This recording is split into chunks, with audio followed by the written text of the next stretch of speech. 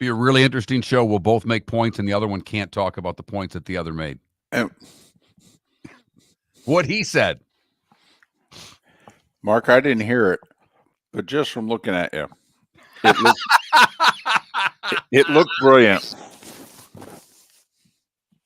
It looked brilliant. That's pretty funny.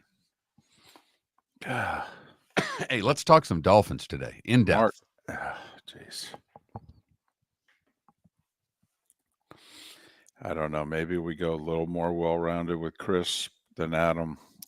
Maybe Adam, we just talked to I don't know. Well, Adam did pen an article that they should draft, no matter what, they've got to draft a quarterback in 25. Yep.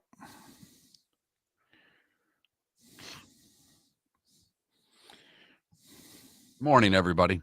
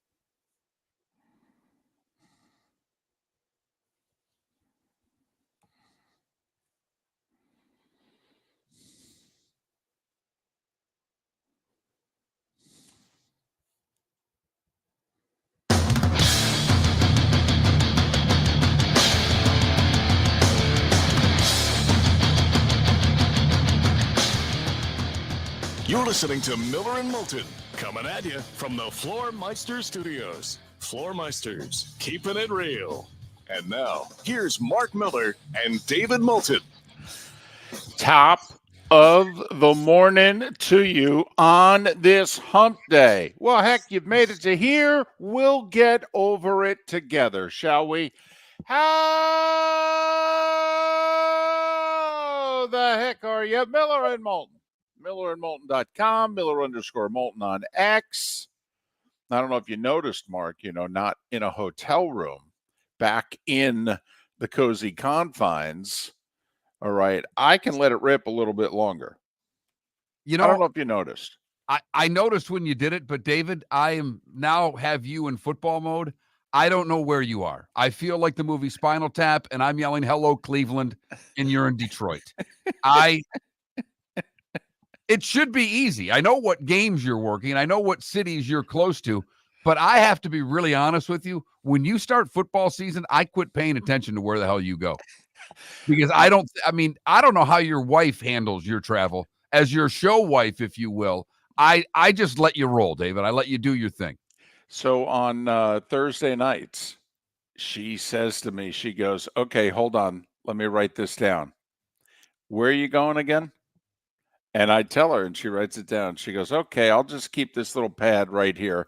This will be good." So that at least when people say, "How's David?" I can say, "Well, I think he's okay. He's in Detroit."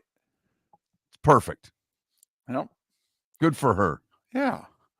So, of course, we are in the Floormeister studio. See, I can let it rip when we're both in the Floormeister studio. When I'm taking Floormeisters on the road, I try to behave, although I was in a very nice hotel the last 2 days. So I felt as if I could let it rip a little bit more. Good placement, end of the hall, where the desk was in the room was up against the bathroom, on the other side of the wall. So I didn't feel as if I was really going to disturb the people next to me. I felt good about doing the show the last 2 days. How fired up, and I know we've got Bud Elliott on the show, so we're going to talk some college football today. We're going to talk a lot of Dolphins today. But how fired up are you for Saturday? You've worked a lot of games, and you've done so many great SEC games over the years that I don't know how jazzed up you get for games anymore. But the Big House, USC and Michigan, that's two iconic brands. I've got to think for games that you've done, you've got to be a little more jazzed for this one than you've been in a while. Well, especially since, we've been very spoiled. It's obviously the golden era of SEC football, and CBS had it. And also, we had first pick 99% of the time. I mean, only when we traded out a game here or there did, I think, like 2 weeks out of 18 years did we not have the first pick. And so now this is Fox has the first pick most weeks.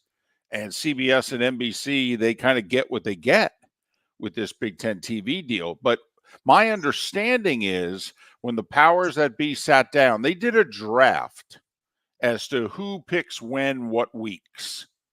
And so this was a week that apparently CBS targeted. CBS wanted one marquee game in September, one marquee game in October, and one marquee game in November. That no matter what, even if teams faltered a little bit, you'd be like, come on, look at those brands. And so this was apparently the number one priority of the network, was getting this game this week. USC at Michigan. I guess it's the Rose Bowl more than any other. It's the very first Big Ten game for USC. Conference play begins for them Saturday. And so, yeah, I mean, Tennessee at Oklahoma. I had Josh Heupel going home. I mean, last time Oklahoma won the Natty, Josh Heupel was their quarterback. And oh, by the way, 12 years ago, Bob Stoops fired Josh Heupel as offensive coordinator.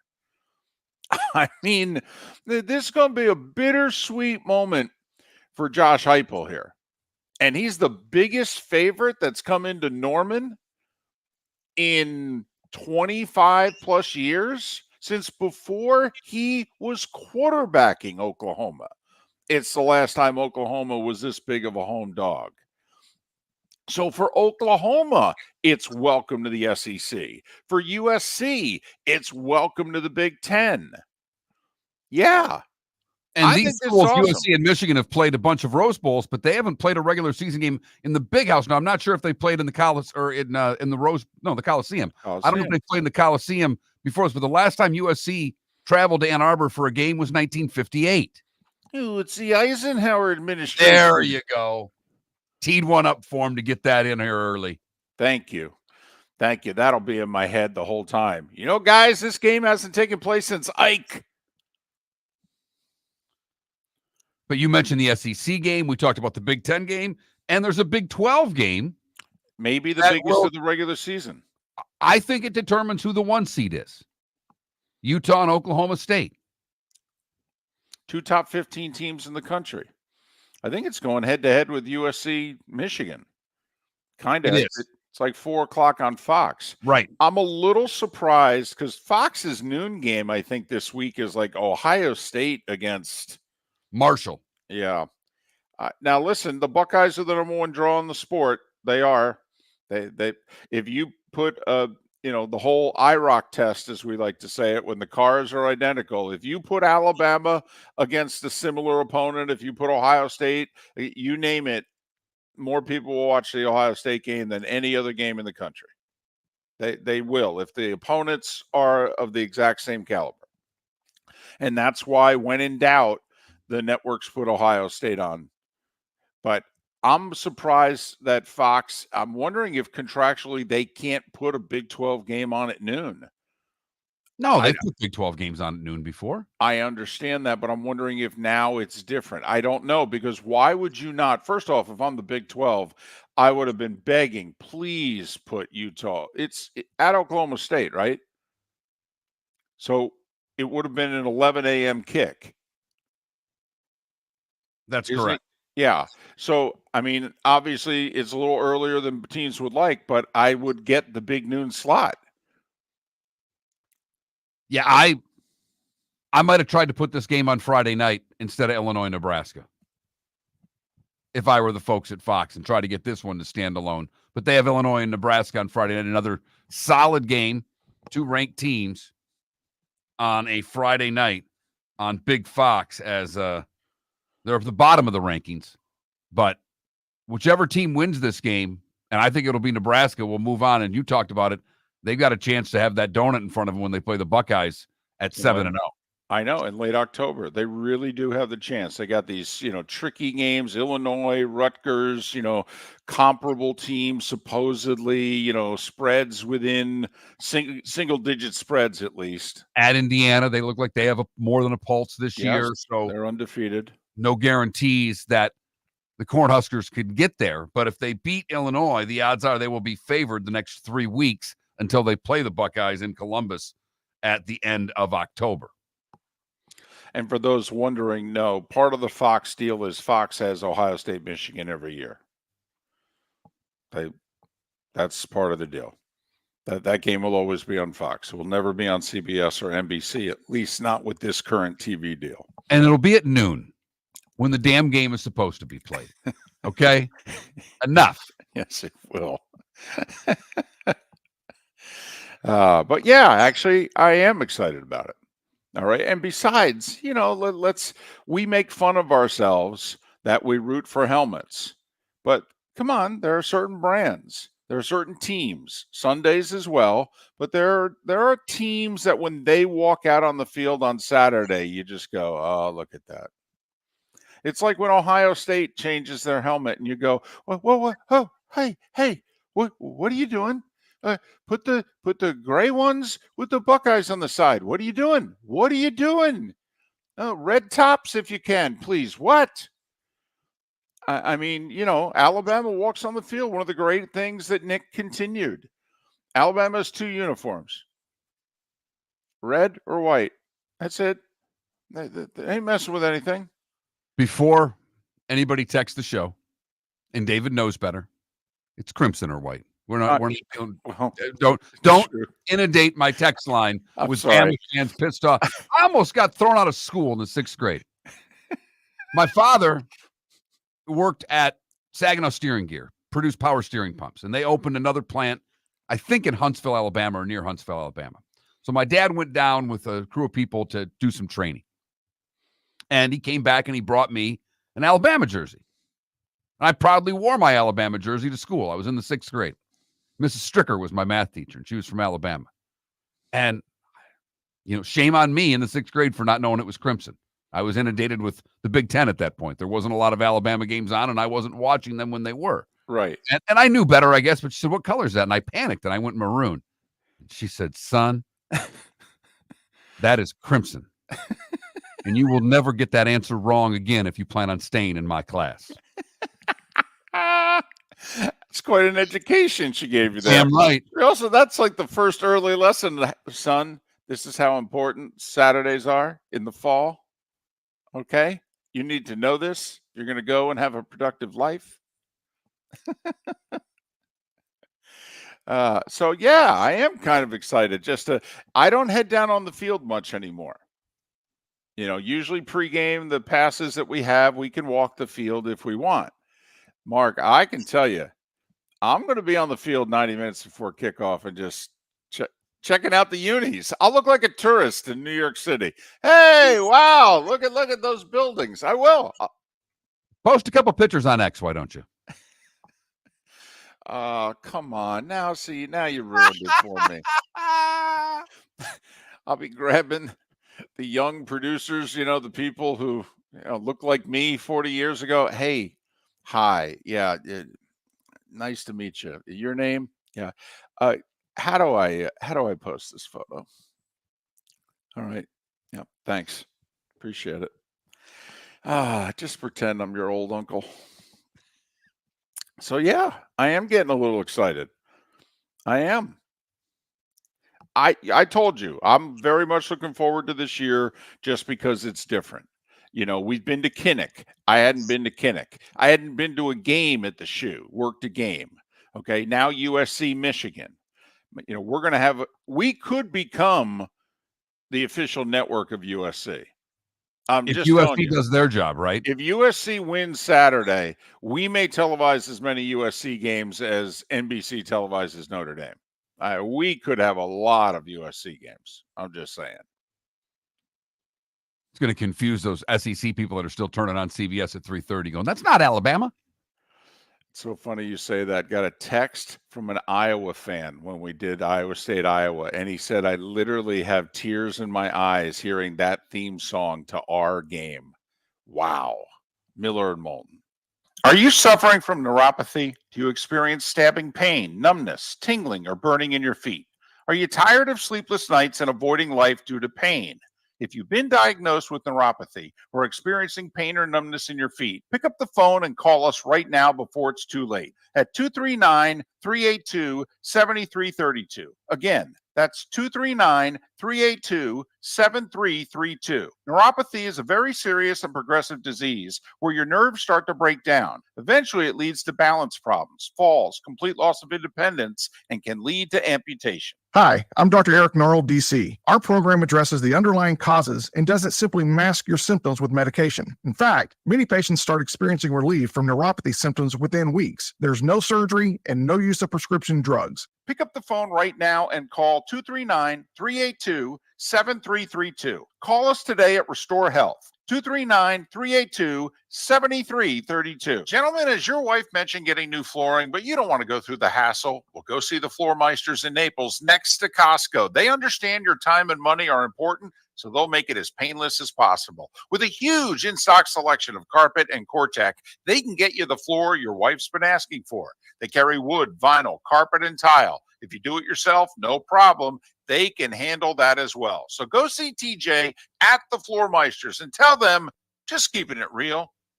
American Paint Supplies, for nearly 30 years, is your one-stop shop for all your coating needs. If you are a designer, a contractor, a professional painter, or a weekend warrior, American Paint Supplies is the place where experts go to get expert solutions. At 6100 Shirley Street in Naples off of Pine Ridge, American Paint Supplies delivers the best solutions with the best products with the best support. Meet Gene and his team today at American Paint Supplies. Call 239-566-2700. That's 566-2700 or online at AmericanPaintSupplies.net. This is Miller and Moulton.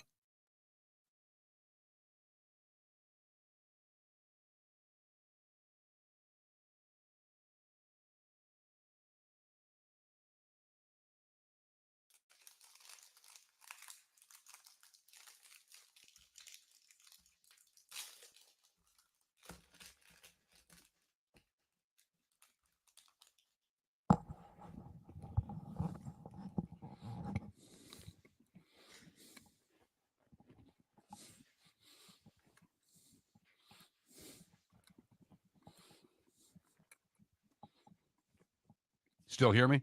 Mm-hmm. That's good. I don't know about good ambient. You've got NC State and Clemson's at noon. That's your best game. Kansas, West Virginia.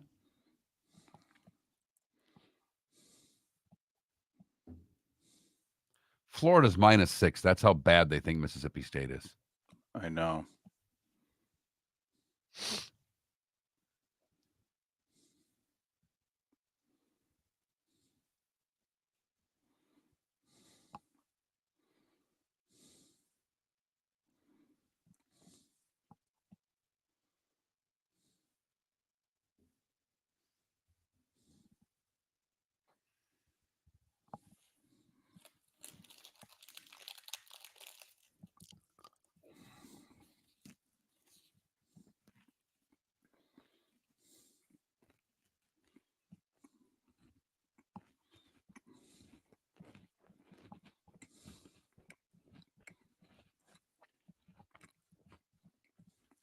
Yes, it is. And the Tigers finished with 3 with the White Sox.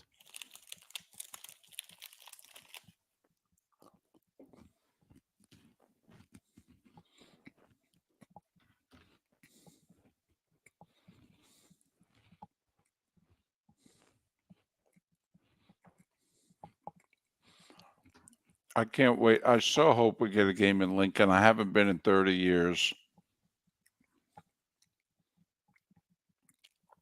Thanks for asking, EB. Not well, but thank you.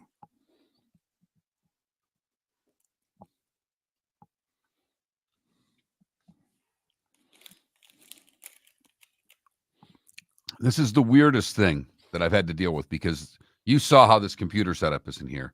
The computer that you're on is just far enough away that if I use my glasses, I can't read the comments.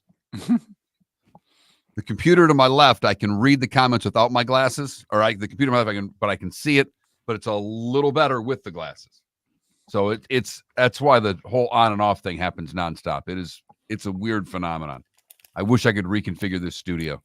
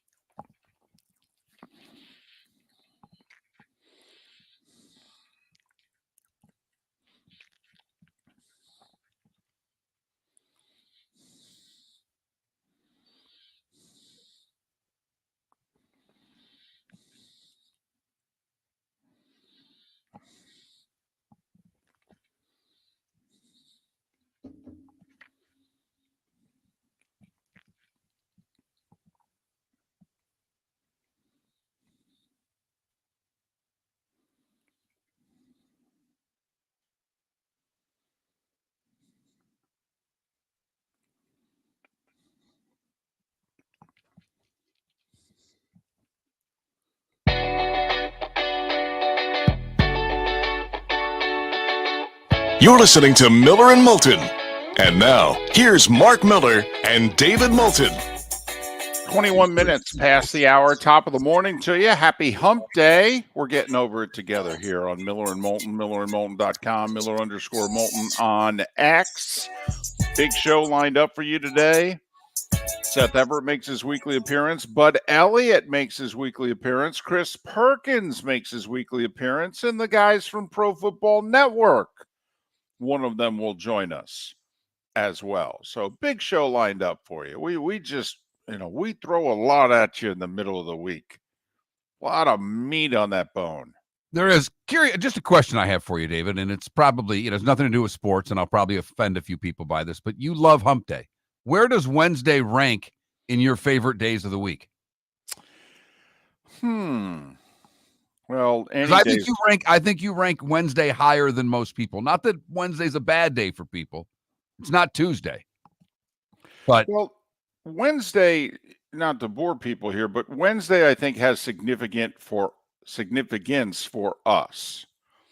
Because, doing a sports talk show has a rhythm to it. Wednesday is the day in which you have to start going forward. Now, there are big looming issues. We will have a Dolphins guest or two today. Obviously, we will have to talk about Tua. But today is the day where we start going forward, like what was top of mind with you Saturday in college football. You've put last weekend to bed. We put week 2 of the NFL to bed yesterday. To me, Wednesday is the beginning of us going forward. It's also a day with no games, if you know what I mean. We got football on Mondays, Thursdays, Fridays, Saturdays, Sundays, outside of Maction in November, so today is a day where also the reason why I like it as a host is we could talk about anything on a Wednesday. You want to go off the beaten path, do it on a Wednesday. Tough to do it on a Tuesday still. We're still clinging to the weekend that was. There are some things maybe we didn't get to, never mind an exciting Monday Night Football game this week. But, Mark, on Wednesday, honestly, we could do a show on anything today and still talk plenty of football Thursday and Friday. If I said, Mark, we're doing a baseball show today, now you'd leave. Okay, but I could do it, if you know what I mean. See, a little behind the scenes. Before the show today, when we hooked up, David could not hear me, which is Correct. a problem when two people are doing a show together. Right. I could hear David. David couldn't hear me. It was If like David would have said we're going to do a baseball show today, I wouldn't have cared if we fixed it. It was funny. It was about 10 to 6, and we're doing an audio check. And you would have thought we were an old married couple sitting on the couch watching the same TV show because both of us were talking and neither of us were hearing the other. So one of us was talking and the other was nodding. And so we were going to do a show that way. And we were going to hope that our points were somewhat in the area code of one another. Hey, this segment, let's talk about this, this, and this. Hopefully it'll match. Did you see Mike Gundy since you brought up Utah and Oklahoma State? Because Oklahoma State, one of the top 3 preseason teams in the Big 12, but the other 2 are Utah and K-State. And Oklahoma State plays them this week and next. I mean, in September, boom. And so he was asked about that at his weekly media thing. And he said, well, I thought they were trying to make it hard on us, to be honest with you. And, the commissioner's my buddy. But then I realized he doesn't do the scheduling. So I've been sending the wrong guy pecans for Christmas. I should have been sending it to the scheduling guy.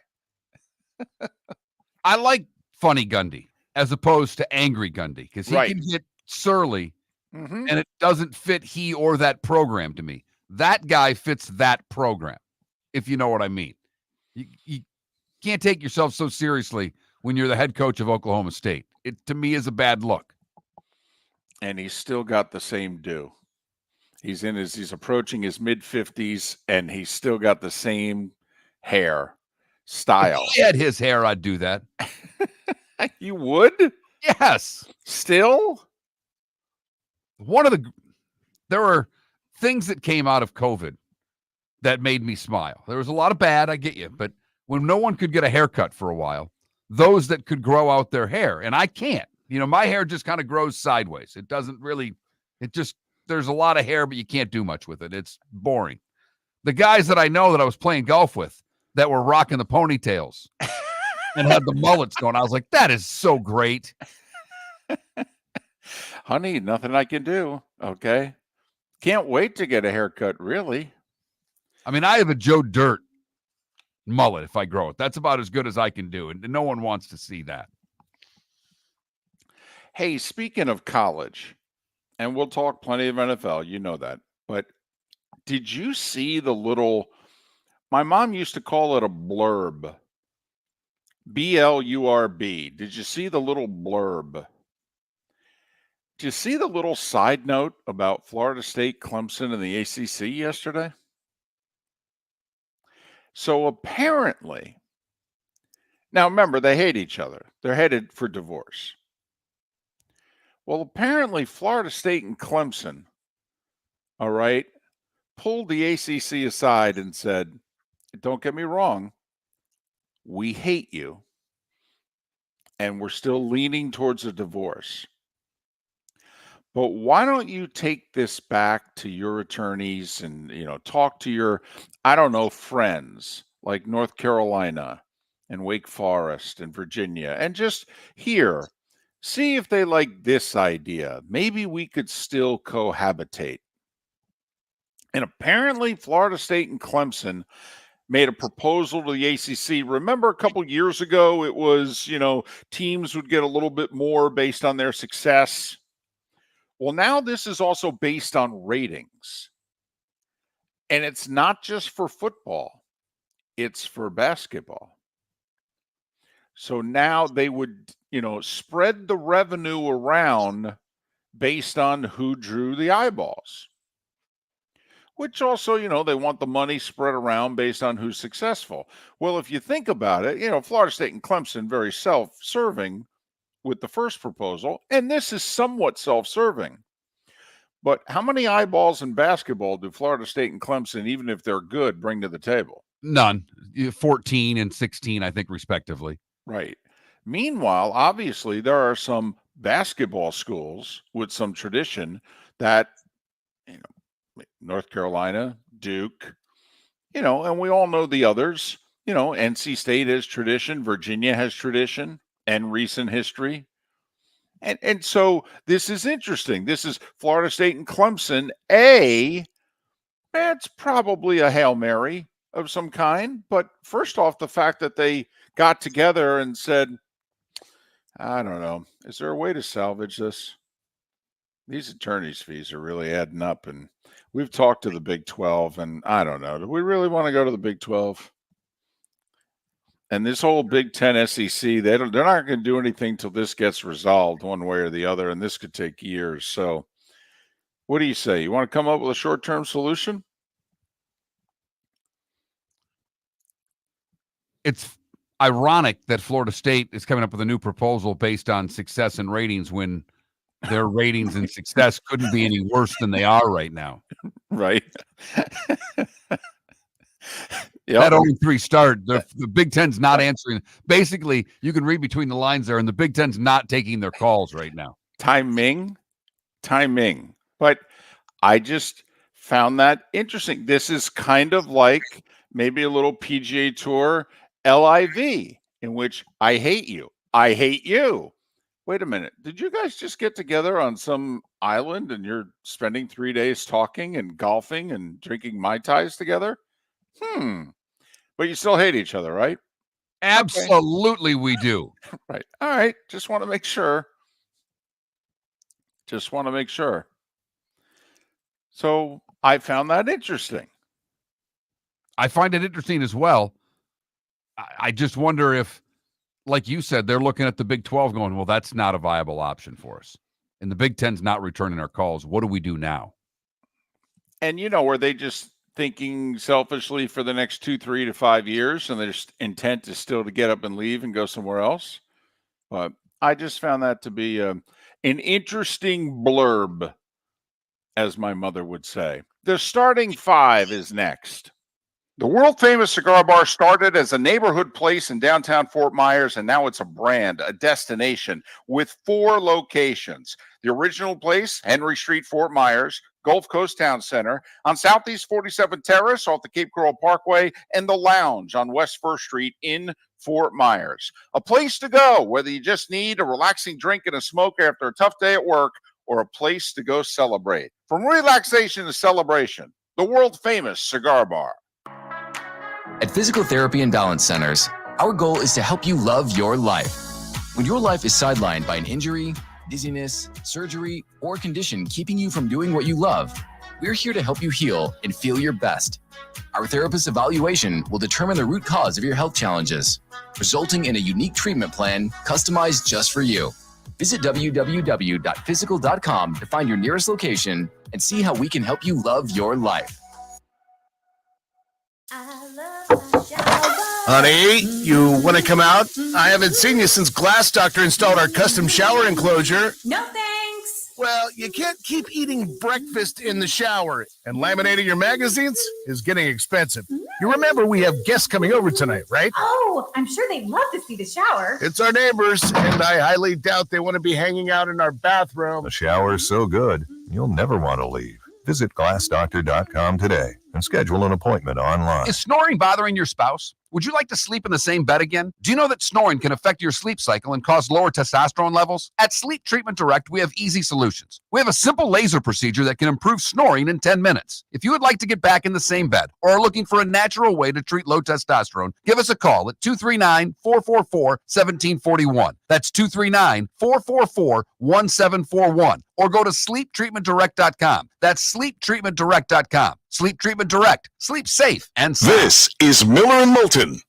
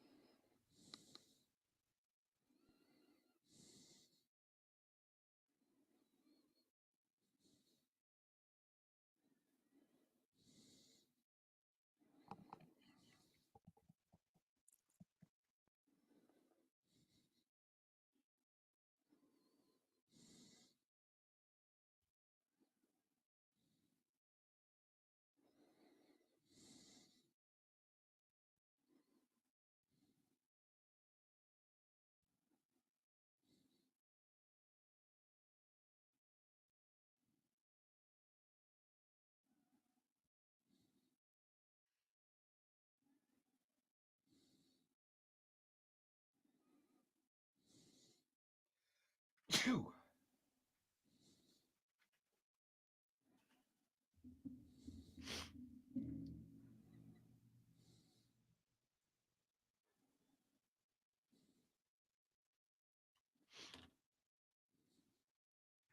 Detroit sports guy, the Big Ten might, but Fox Sports will. And since they're running the Big Ten, if they want them, they're coming. Also, Florida State is actually pretty close to the accreditation that the Big Ten is looking for. And Nebraska got it and doesn't have it anymore. Right. So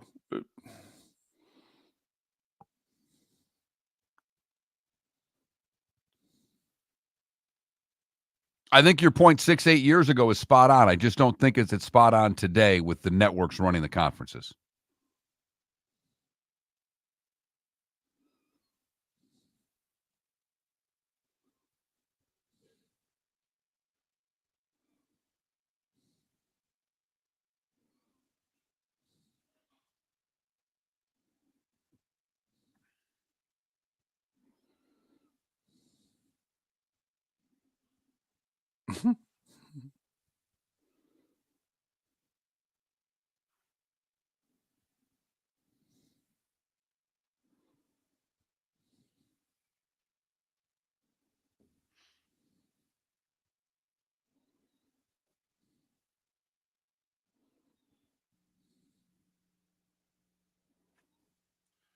I Detroit sports guy, I think that is the reason they're hiding behind, but because they're not going to get involved in the lawsuit. They're not going to say when all this lawsuit's going on, they're poaching a team from the ACC. So both the Big Ten and the SEC have said to everybody, well, you guys are involved in that, we're out. You settle what it is you got to settle, and then we'll, consider you again.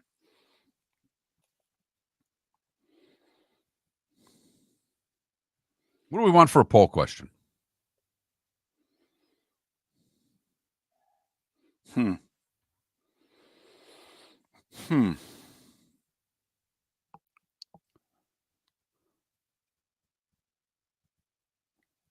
I don't know. Something Tua? I don't know if you want to do it. Did you hear the PGA Tour LIV story? So there's a report that came out yesterday that said that they could resolve this. Apparently, the big sticking issue is the hardliners on the PGA Tour want Rahm and some of the others to give the money back. They don't want them to have benefited from causing all this, and then they get to jump right back in. That they want punishment for the LIV players, whether it be financial, whether it be another year suspension, whether it be fines, whatever. And apparently the LIV players have said, not a dime. We're not paying any fines. We're not giving any money back. No. Yeah, that's where I'd be. Right. I did this for the money. Yeah. Also, they can argue, you do know the reason all this money is now in the hopper is because of what we did. Right. 10 seconds. Okay, Trent.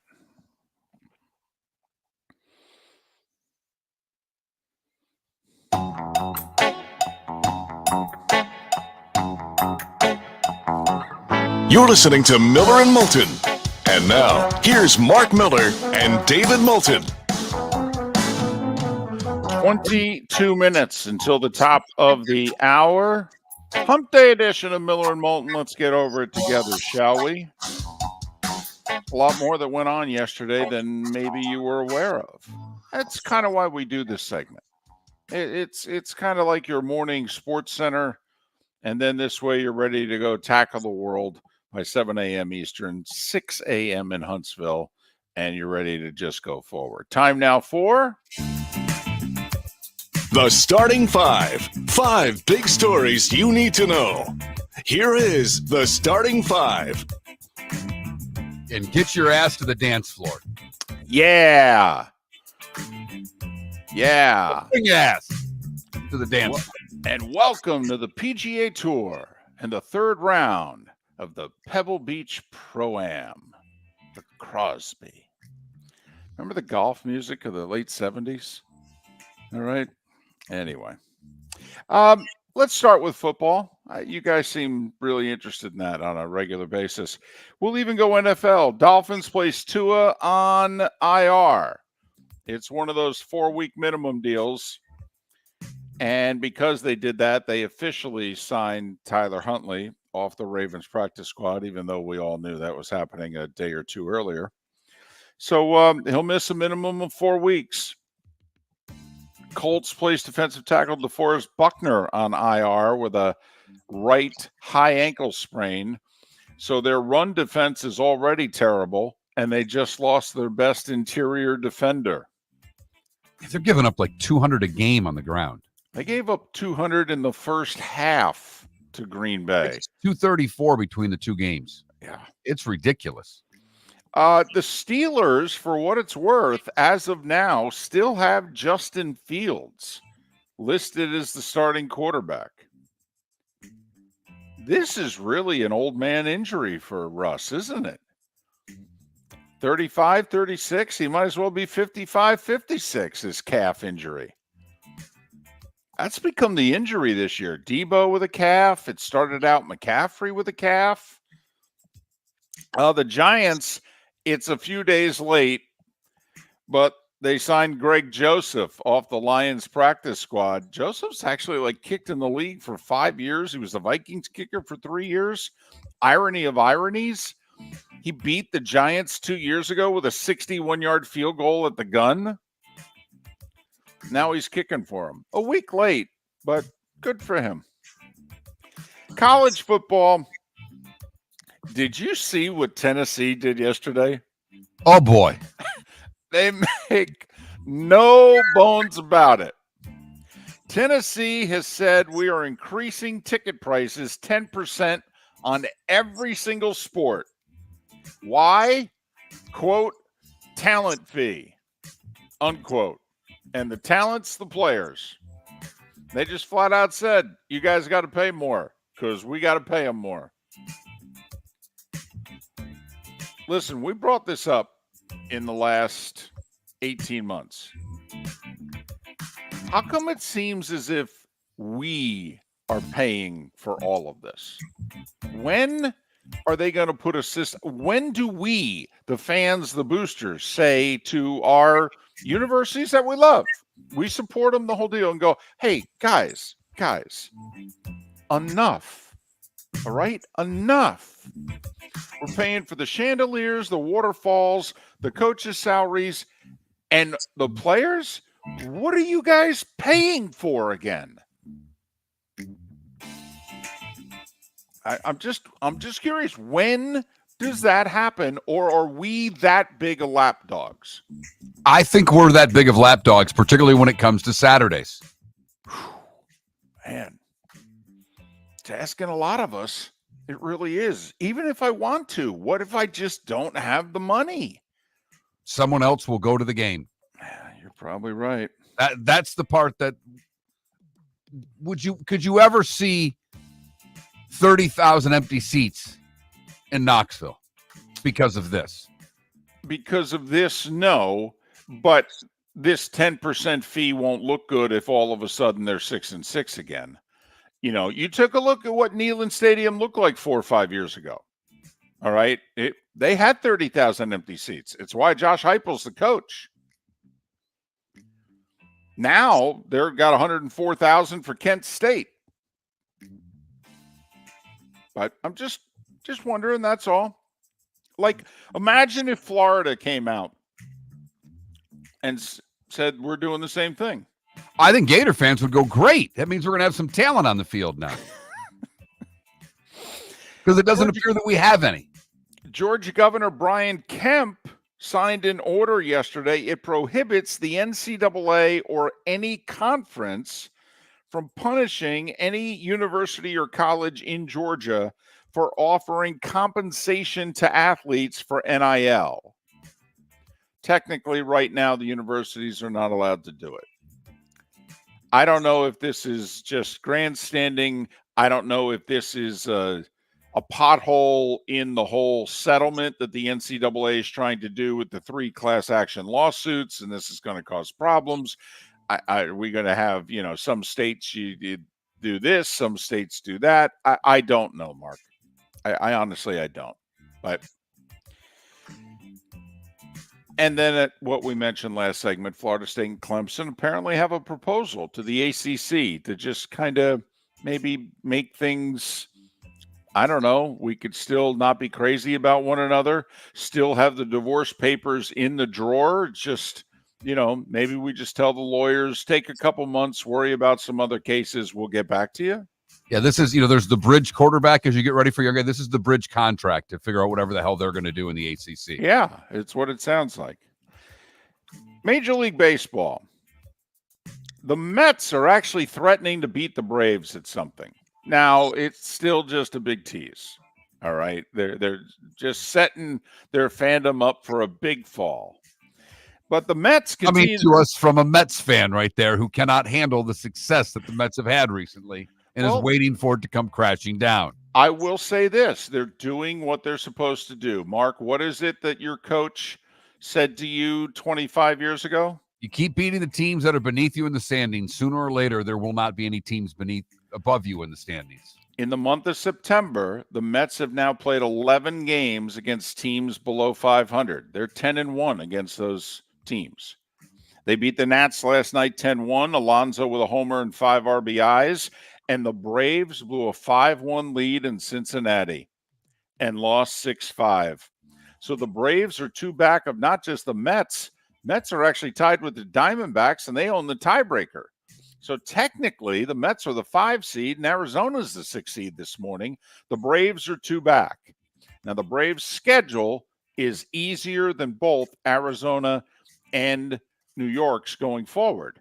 But you got to beat those teams. They got 2 more with the Reds. They got 3 more in Miami. While the Mets are playing 4 against the Phillies, and the Diamondbacks have the Dodgers and the Padres on their schedule. So anyway, speaking of the Phils, they beat Milwaukee 5-1. Their magic number to clinch the East is 4. Meanwhile, the Brewers' magic number to clinch the Central is 1. Twins beat the Guardians 4-1. They have a 1.5 game lead over the Tigers for the final wild card spot in the American League. Cleveland is a 5-game lead over Kansas City because the Tigers beat the Royals 3-1. Detroit's won 3 in a row. The Royals have lost 3 in a row. However, I've been talking up Bobby Witt Jr. and just how tremendous he is. Yeah, he's the first shortstop in the history of baseball to have back-to-back 30-30 seasons. He stole his 30th base last night to go with his 31 homers. He's 24 years old. He did misplay a ball that led to the Tigers getting 2 in the 10th, however. He did. He's not perfect. He had a Saquon Barkley night, if you know what I mean. Ooh. Yeah. Good analogy. I like that. Thank you. It's important to note, Twins 2 up in the loss column on the Tigers, and they own the tiebreaker against Detroit. Yankees got the 40th homer from Juan Soto. They got 4 RBIs from Aaron Judge. They bombed Seattle 11-2. Yanks are now 4 up on the Orioles with 11 to play. Magic number of 8. Blake Snell threw 6 shutout innings, struck out 12, gave up just 1 hit. The Giants over the O's 10-0. Baltimore's offense has gone south. David Sampson took exception to me a couple of weeks ago when I said, what in the world's happened to the Orioles? Yeah, I'm going to double down on what in the world has happened to the Orioles. Sorry, guys. You guys are bumbling to the finish line. They're barely holding off Kansas City to host the 4-5 series. And if Kansas City was playing better baseball, they'd be there. But Kansas City's lost, as you mentioned, 3 in a row. Arizona lost to Colorado 8-2. They're 6 back of the Dodgers, and they're now the 6th seed in the National League. Astros, did you see the Altuve ejection? So it's tie game in the 9th inning, and he grounds the ball off his foot. The problem is the umpires thought he just hit a ground ball. They didn't see it go off his foot. It's the final out of the inning. Go-ahead run was on second. Altuve's going, it hit my foot. The guy's going, no, it didn't. So he takes his shoe off to show him the swelling and the redness of his toe. Umpire ejects him for taking the shoe off, said it showed him up. Altuve goes, no. It's like if I get hit on the hand, I take my batting glove off and show you.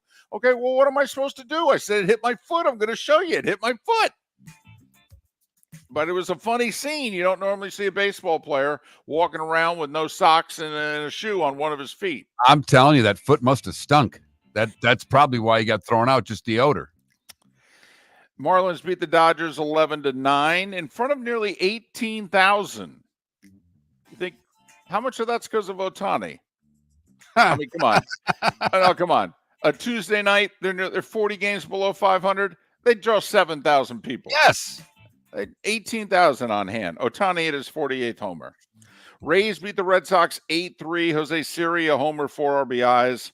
Oakland over the Cubs 4-3. Cards, a game behind the Cubs for second. They beat Pittsburgh 3-1. Texas over Toronto 13-8. And the White Sox, how did we not load up on the Angels last night? Like the White Sox, maybe the worst baseball team of all time. We're going to win 4 in a row. Come on. How did we miss that opportunity? 5-0 Angels. They're 36-116. They are 80 games below 500.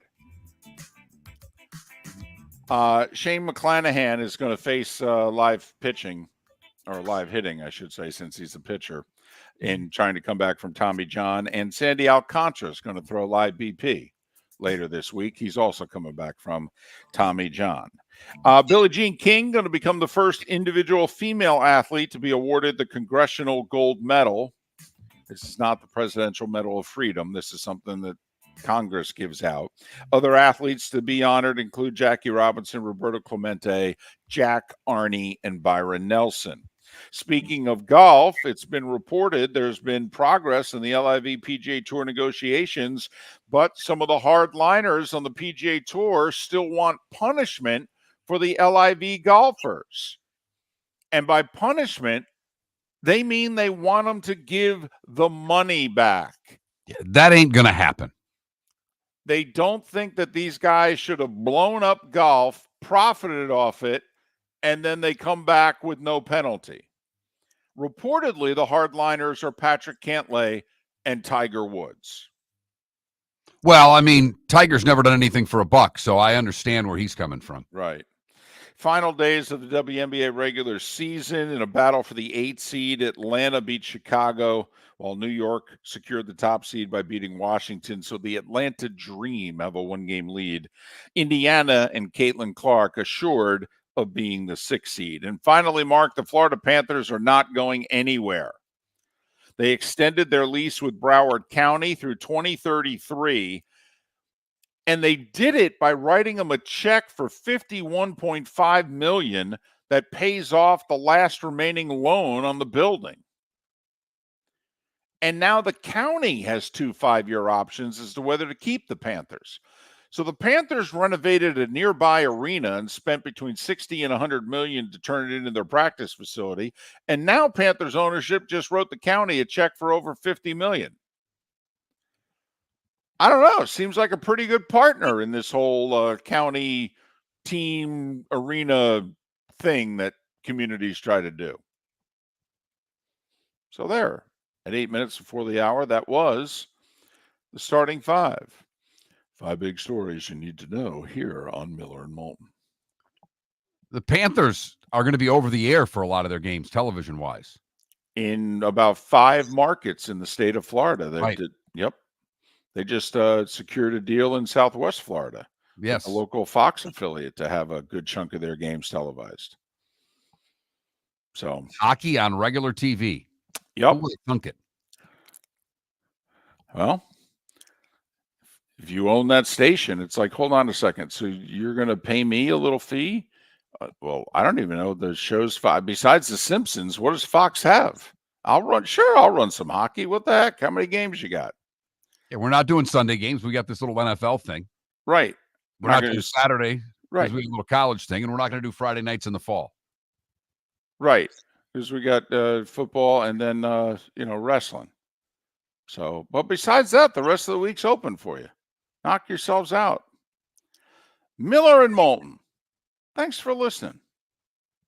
Gentlemen, as your wife mentioned getting new flooring, but you don't want to go through the hassle? Well, go see the Floor Meisters in Naples next to Costco. They understand your time and money are important, so they'll make it as painless as possible. With a huge in-stock selection of carpet and Cortec, they can get you the floor your wife's been asking for. They carry wood, vinyl, carpet, and tile. If you do it yourself, no problem. They can handle that as well. So go see TJ at the Floor Meisters and tell them, just keeping it real.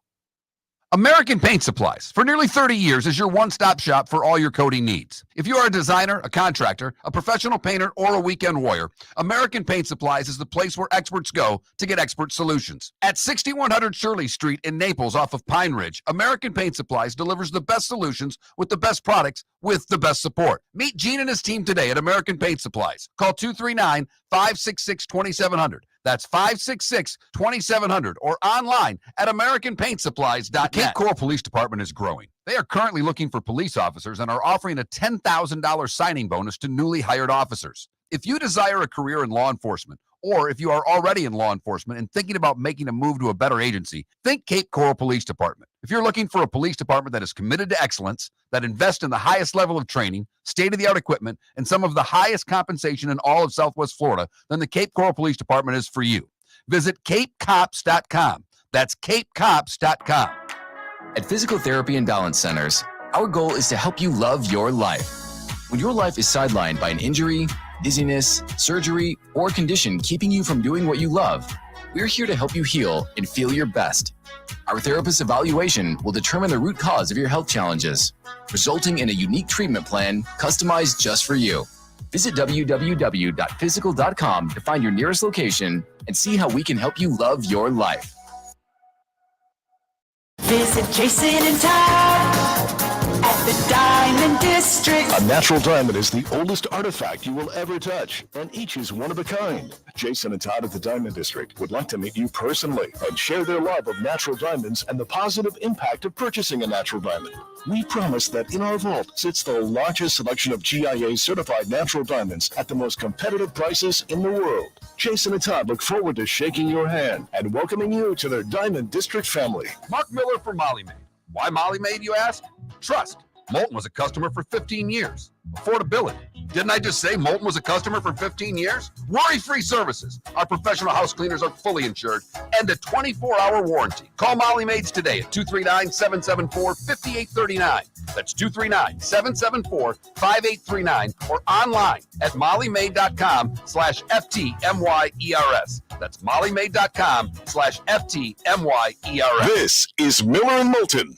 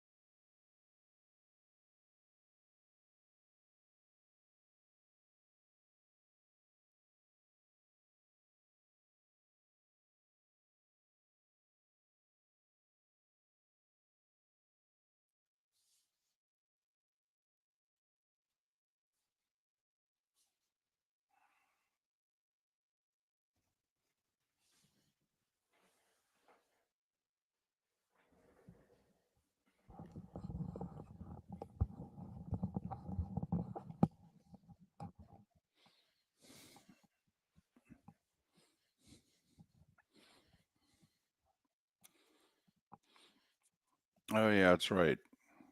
Great God. That's right.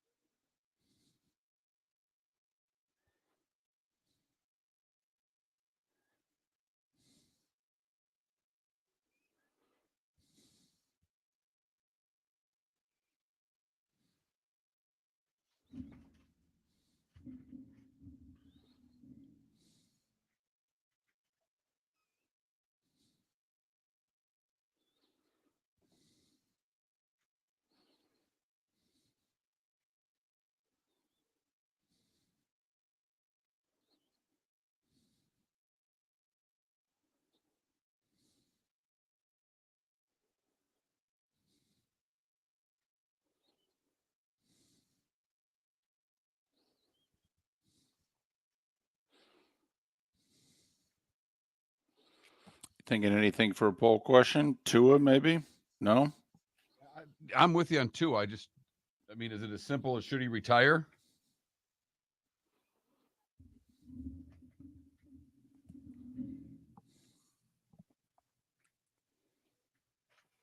We're coming back.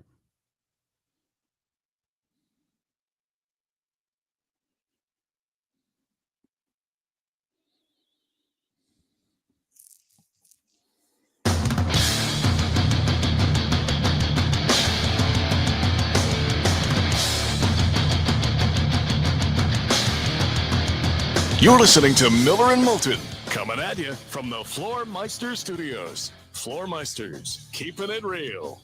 And now, here's Mark Miller and David Moulton. Hour 2 of Miller and Moulton on this hump day. Let's get over it together, shall we? Seth Everett, 1 hour from now.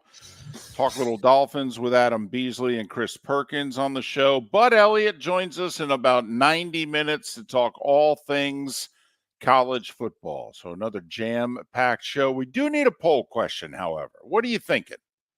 Well, I would think it has to do with Tua. But I'm not. Okay. I mean, is it as simple as should Tua retire? What do the people think?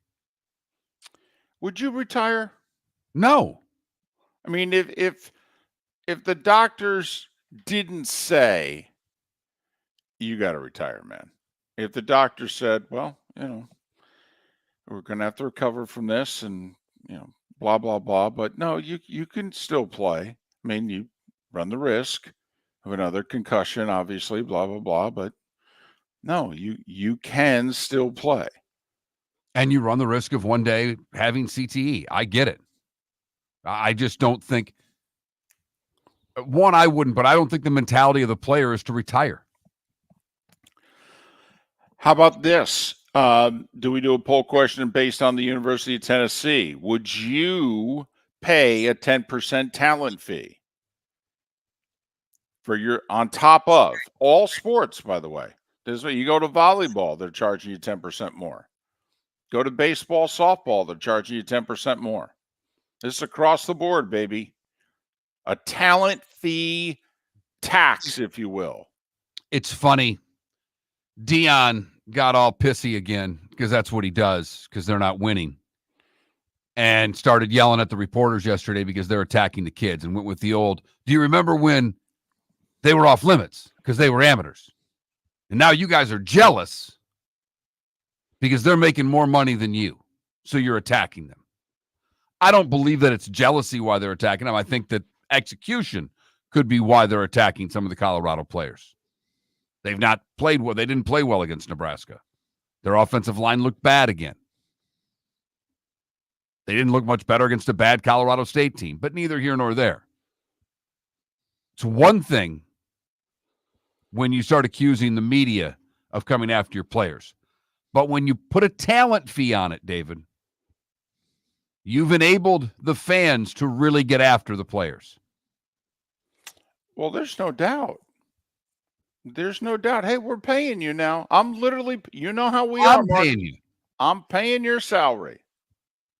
Because when it's NIL, you may not give to the collective. You may go to the game still. You may be a fan. You may watch it on TV. You may buy a jersey, but you're not giving to the collective. It's not your money. The minute it's a talent fee, it's your money. By the way, back to Dion for a second. And you and I really like Dion. I mean, like a lot. Man, I want to. I don't know if I'm at a lot anymore. I just want to pull him aside and go, hey, can you give it a rest? Just go win a couple games. Okay, if you're 5-1, say whatever the heck you want. But just could you go win a couple games? You're just going to tell you how you're coming across. You guys are coming across as if you're all about yourselves. You're all about this Amazon, series that you're doing. The camera's following you everywhere and what have you. You don't also, and I'm not just sticking up for the media here because I'm kind of sort of a member of the media, but yeah, we have our issues. Yeah, we suck at times. Yeah, absolutely. Do you know how many of us have been advocating for your sons to be paid for 20 and 30 years? You're coming after us? We're the ones that have been advocating for it, for goodness sakes. And getting yelled at by our audience, by the way, while we were doing it. Crushed for years. Because Miller and Moulton were two guys that wanted college athletes to be paid. Never had a problem with them being paid. Always thought they should have been paid, and took a lot of grief from a lot of you for a lot of years. And that's okay. And we were advocating for the athletes to get more than an education paid for in the mid-90s when we didn't know one another and we were working elsewhere. And so don't yell at me, Dion. I've been advocating for first you and now your kids for a long time. All right.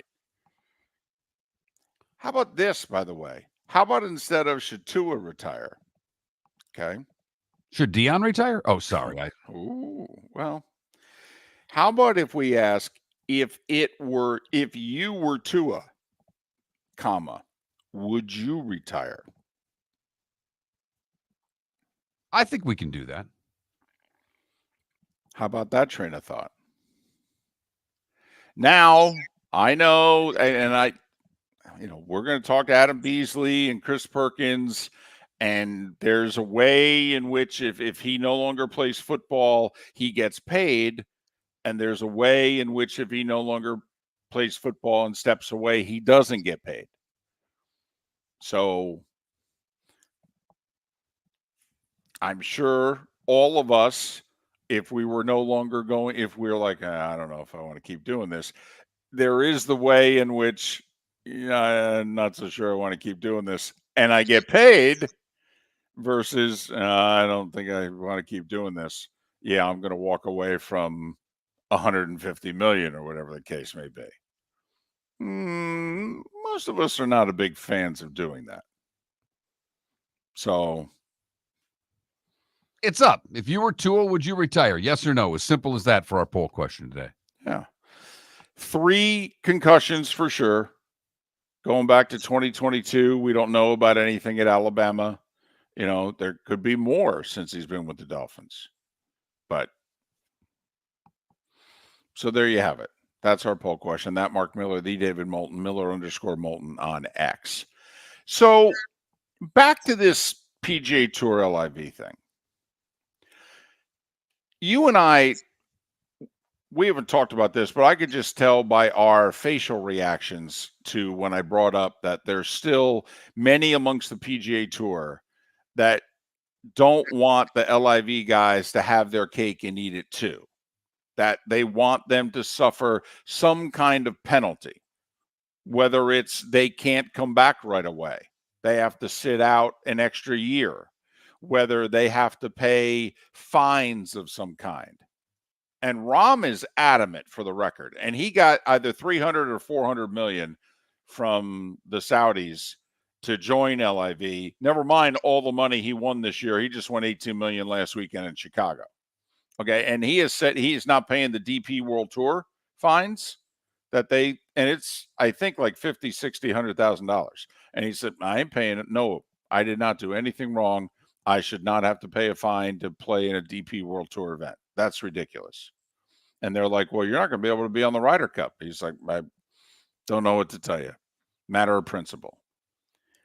And supposedly, Mark, the LIV guys are like, yeah, we're not agreeing to anything that calls for us suffering a penalty.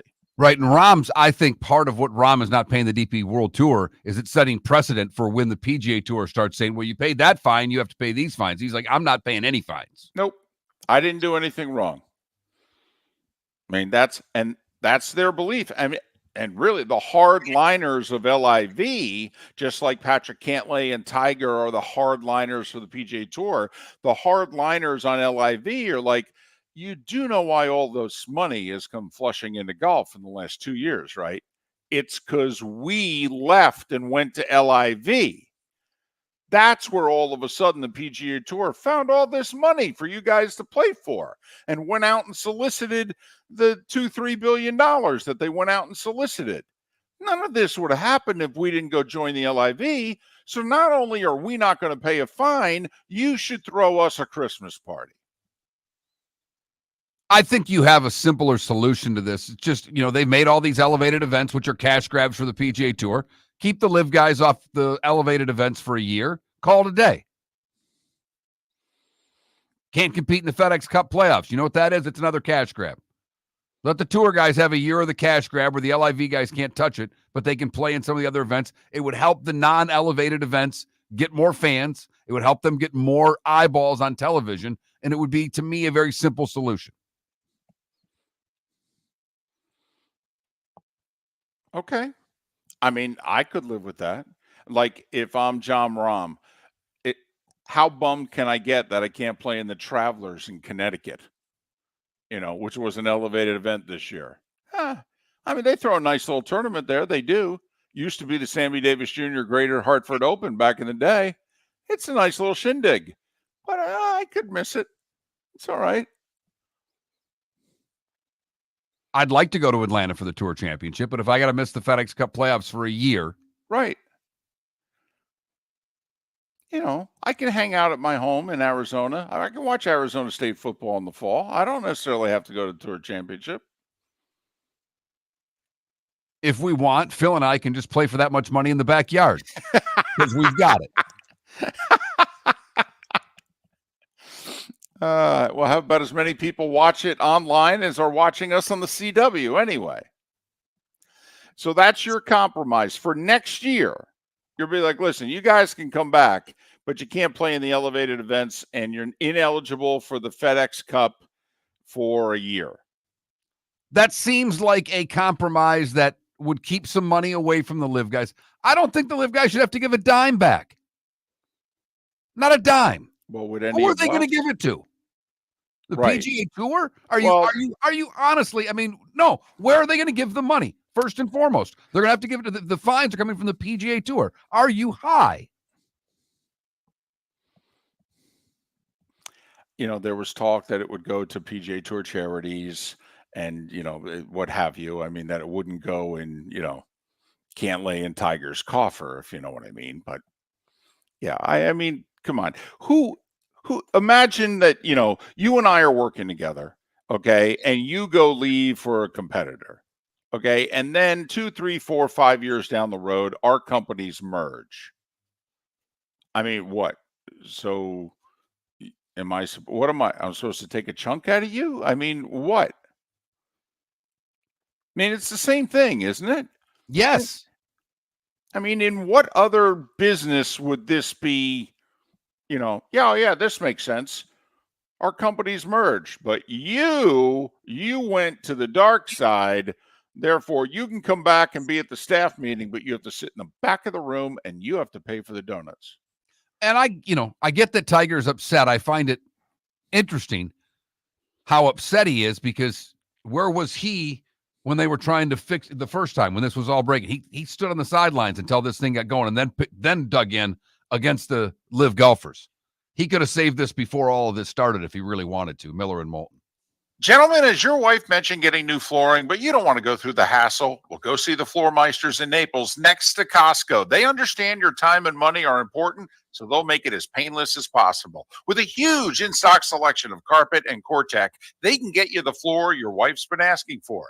They carry wood, vinyl, carpet, and tile. If you do it yourself, no problem. They can handle that as well. So go see TJ at the Floor Meisters and tell them, just keeping it real. American Paint Supplies, for nearly 30 years, is your one-stop shop for all your coating needs. If you are a designer, a contractor, a professional painter, or a weekend warrior, American Paint Supplies is the place where experts go to get expert solutions. At 6100 Shirley Street in Naples off of Pine Ridge, American Paint Supplies delivers the best solutions with the best products with the best support. Meet Gene and his team today at American Paint Supplies. Call 239-566-2700. That's 566-2700 or online at AmericanPaintSupplies.net. The Cape Coral Police Department is growing. They are currently looking for police officers and are offering a $10,000 signing bonus to newly hired officers. If you desire a career in law enforcement, or if you are already in law enforcement and thinking about making a move to a better agency, think Cape Coral Police Department. If you're looking for a police department that is committed to excellence, that invests in the highest level of training, state-of-the-art equipment, and some of the highest compensation in all of Southwest Florida, then the Cape Coral Police Department is for you. Visit CapeCops.com. That's CapeCops.com. Honey, you want to come out? I haven't seen you since Glass Doctor installed our custom shower enclosure. No thanks. Well, you can't keep eating breakfast in the shower, and laminating your magazines is getting expensive. You remember we have guests coming over tonight, right? Oh, I'm sure they'd love to see the shower. It's our neighbors, and I highly doubt they want to be hanging out in our bathroom. The shower's so good, you'll never want to leave. Visit glassdoctor.com today and schedule an appointment online. This is Miller and Moulton.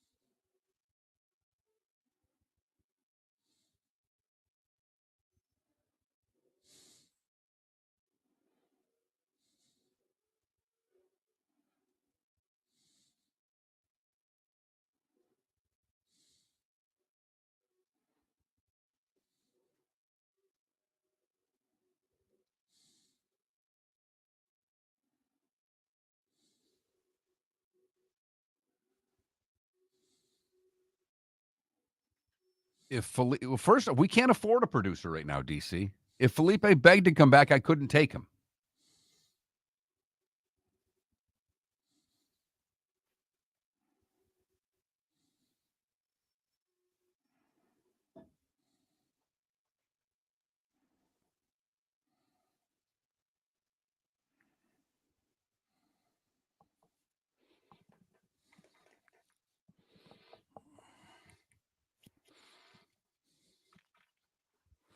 Oh, also, Felipe didn't leave under, any animosity or anything. No, he just hates Southwest Florida. Well, that was Trent. Both. Felipe's much happier in Miami. Well, he's from Miami. I mean, it's home. I don't think he hated the 239. Hell, he fell in love with a girl over here. Here we go. They're still together.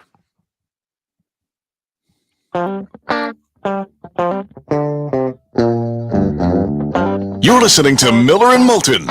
And now, here's Mark Miller and David Moulton. 21 minutes past the hour. Seth Everett coming up at the top of the hour. Bud Elliott in a little more than an hour. Adam Beasley, Chris Perkins will both be on the show. They both cover the Dolphins. Adam also covers the rest of the NFL. And we'll probably throw our poll question at them, which is, if you were Tua, would you retire?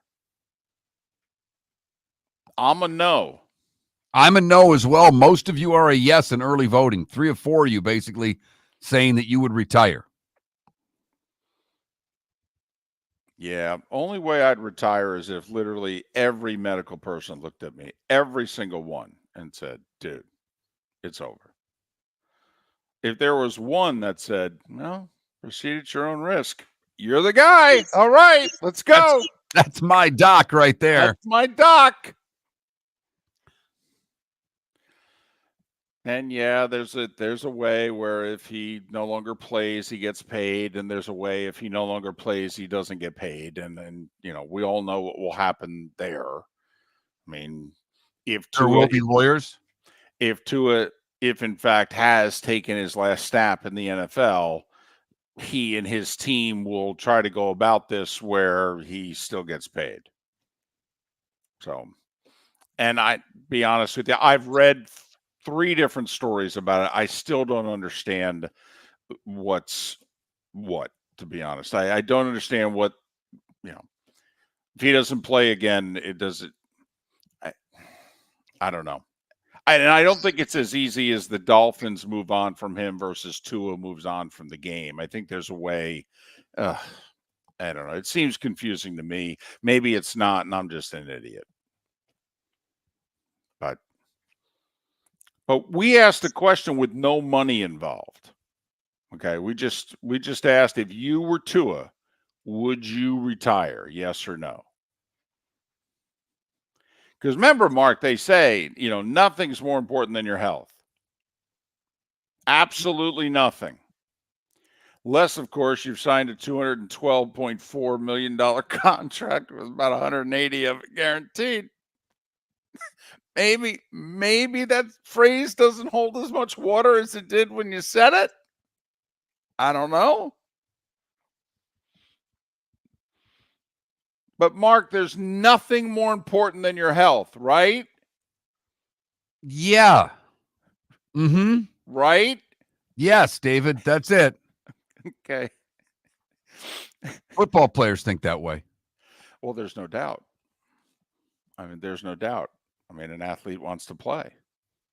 They want to play. They want to play. They want to play. And will do anything to play. Never mind the fact, imagine you're Tua. I mean, you're not 30 yet. You're in your mid-20s. I mean, of course, you're playing for 10 more years. So, interviewed Joe Montana a long time ago. He's had a pretty good life. And when I interviewed him, he was having a pretty good life. And he said, yeah, I got a beautiful wife. I love her madly. We got, I think it was 5 kids, but he goes, and they're beautiful and what have you. He goes, yeah, there's nothing like running out of that tunnel. There isn't. Right. So I'm watching the last 2 episodes of that Receiver show, and Kittle is just a riot. They win the NFC Championship. He's up on stage, and Kittle's trying to find his wife, and he's kind of looking around, and he finally kind of sees her, so he's going down the back stairs, and he nearly runs Montana over. And he goes, "Hey, Joe," and let me just have you. That was a fun one, wasn't it? I got to go find my wife. Bye. And he goes tearing down the stairs. Hey, Joe. Hey, Joe. Hey, Steve. Hey, Jerry. How you guys doing? Good to see you again. So that's our poll question. If you were Tua, would you retire? That Mark Miller, the David Moulton, Miller_Moulton on X. David, today is a big day.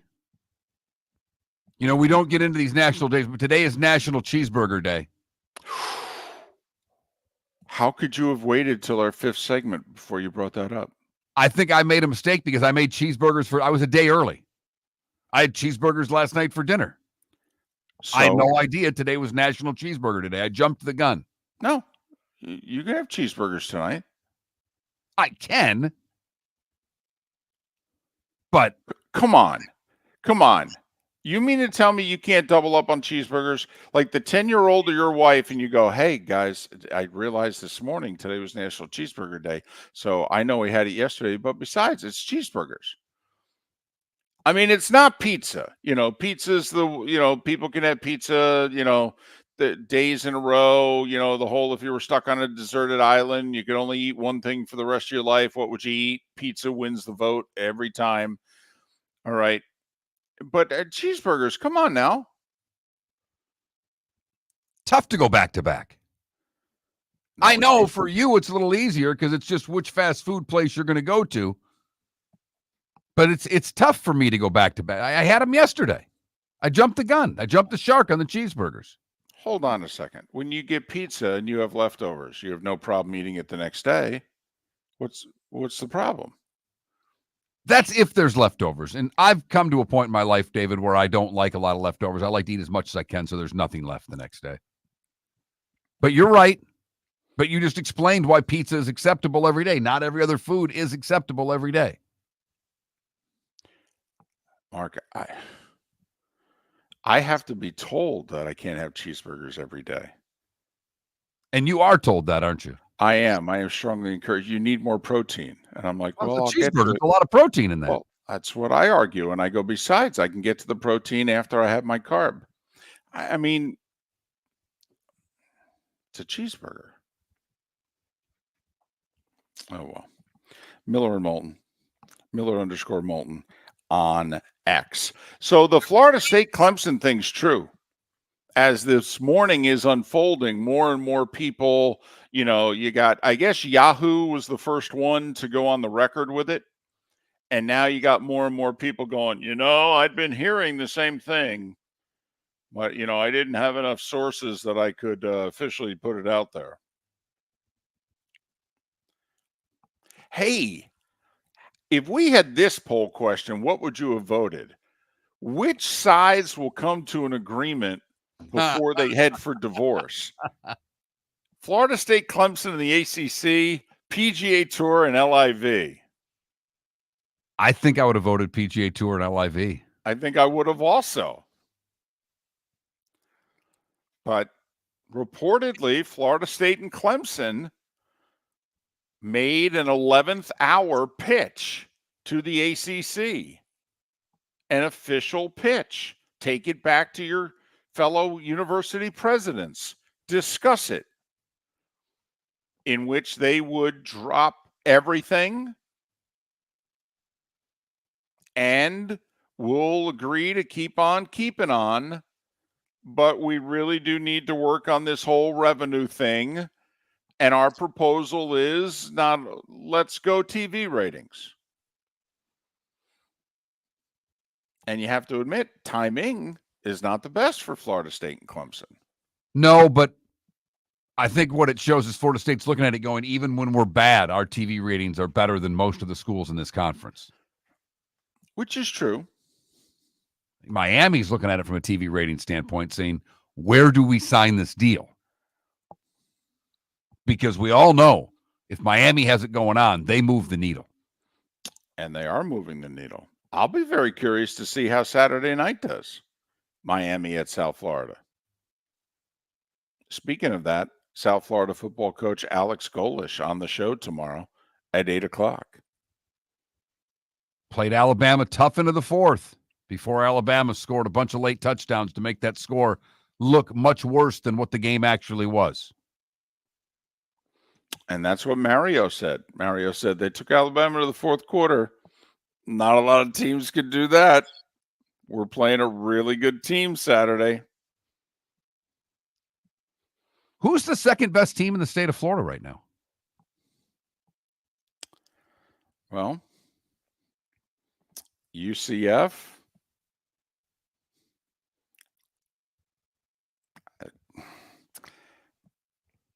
Come on, you can't vote Florida or Florida State. No. You just can't.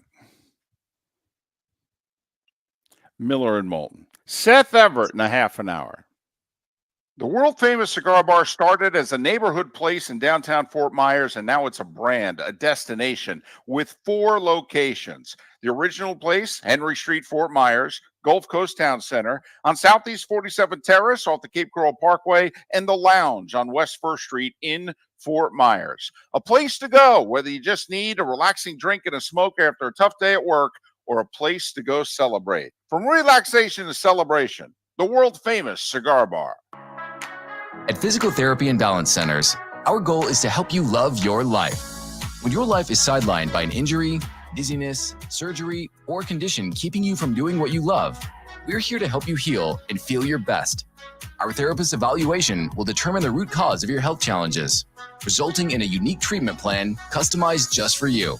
Visit www.physical.com to find your nearest location and see how we can help you love your life. Mark Miller for Molly Maid. Why Molly Maid, you ask? Trust. Moulton was a customer for 15 years. Affordability. Didn't I just say Moulton was a customer for 15 years? Worry-free services. Our professional house cleaners are fully insured and a 24-hour warranty. Call Molly Maids today at 239-774-5839. That's 239-774-5839 or online at mollymaid.com/FTMYERS. That's mollymaid.com/FTMYERS. Do you have a sleep problem but don't want to wear a CPAP mask? This is Mark Miller for Sleep Treatment Direct. The mask wasn't working for me, and I didn't think I had an alternative. I do. We all do. They have such simple alternatives with greater success than the mask. Visit sleeptreatmentdirect.com. That's sleeptreatmentdirect.com. And if you are like me and your CPAP machine isn't working for you, it's time for a change. Call 239-444-1741. That's 239-444-1741. Sleep Treatment Direct. Sleep safe and sound. This is Miller and Moulton.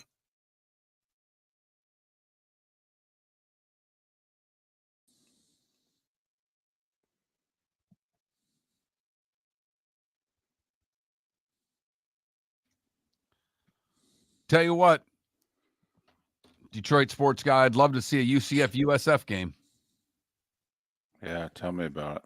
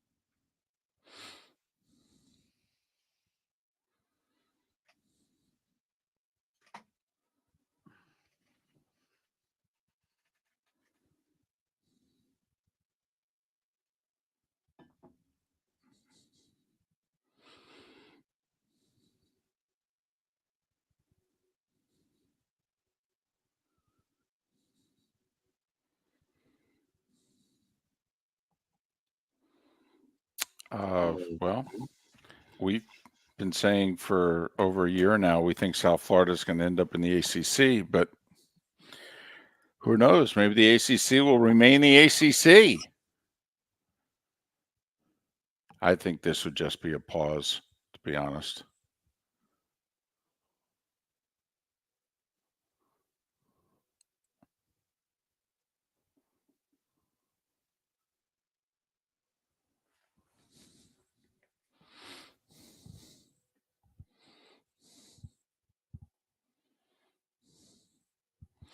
Did you see the video of the Amazon delivery guy? There was a police standoff at the end of a cul-de-sac, and he parked at the beginning of the cul-de-sac and just walked right through the police standoff and delivered the package to the neighboring house.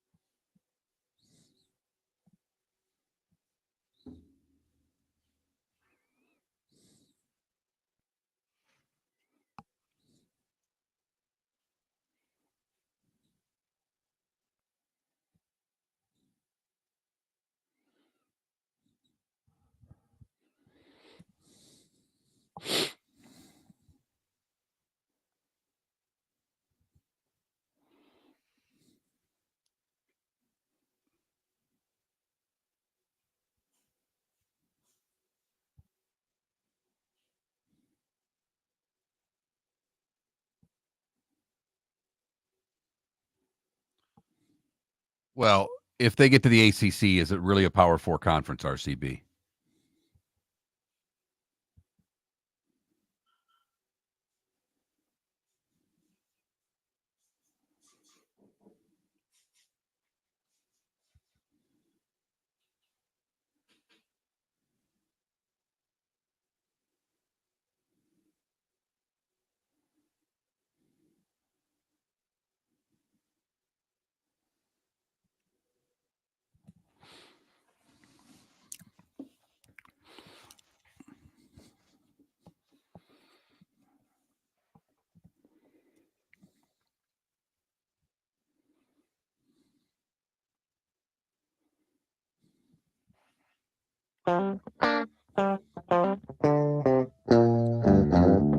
You're listening to Miller and Moulton. And now, here's Mark Miller and David Moulton. 22 minutes before the hour, and then, well, the lineup goes full force. Seth Everett, Adam Beasley, Bud Elliott, Chris Perkins, back to back to back to back. Talk sports, life, football, anything else that comes to mind. A lot of interesting stories that are out there today. It's a hump day. Can't really sink our teeth into the football weekend yet. We're admiring it from afar, though. I think you can smell the wings at the nearby table. I think that's where we're at on a Wednesday. Well, and I do think the fact that the Thursday night football game is Jets-Patriots doesn't have anybody extra enthused to get ready for the weekend. Although I think the game has more intrigue the Jets are really banged up. Also, this is their third game in 11 days. And believe it or not, the Jets are older than you think at a lot of spots. Both tackles, quarterback, they got injuries. Their number 2 corner is going to be out. Their nickelback's going to be out. They have no edge rushers. Yeah, they do. They do. They have one. Well, he's home. Right. I mean, like, available tomorrow. I got you. Although I guess if he showed up today, I mean, maybe they'd play him. But I think the game has more intrigue than you think, because also, what's the one thing the Patriots can do? Play defense. And the second thing is they can run the ball. And what's the one thing we know the Jets can't do? They can't stop the run, David. So maybe New England keeps this game much closer than people's gut reaction. No, I just don't think there's a lot of sexiness to this game. No. That's all I'm saying. It doesn't have the intrigue of other games that are standalone games. So we'll get to that tomorrow. But it's just that's kind of part of the reason I think that we're not ready. And Illinois, Nebraska on Friday night doesn't jump off the page at you going, oh my goodness, do we have to talk some Cornhusker football? Even though they're both ranked. But right. It doesn't. Although, boy, wouldn't it be something get Nebraska if they keep winning? They'll be like 15th in the country, undefeated when they go to Columbus to play Ohio State. Nebraska, finally, the Big Ten will be like, finally, we waited 15 years for this. Finally. Nice of you guys to show up. And the ACC's like, how do you think we feel about Miami? Huh?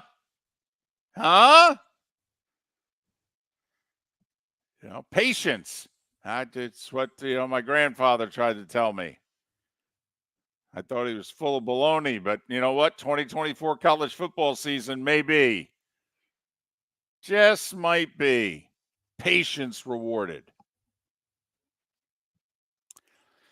Clay Travis made an interesting point on X the other day in which he said, there's a whole generation of college football fan that doesn't understand what could be coming their way. And that's really good Tennessee. He said, see, you guys haven't experienced this for almost 20 years.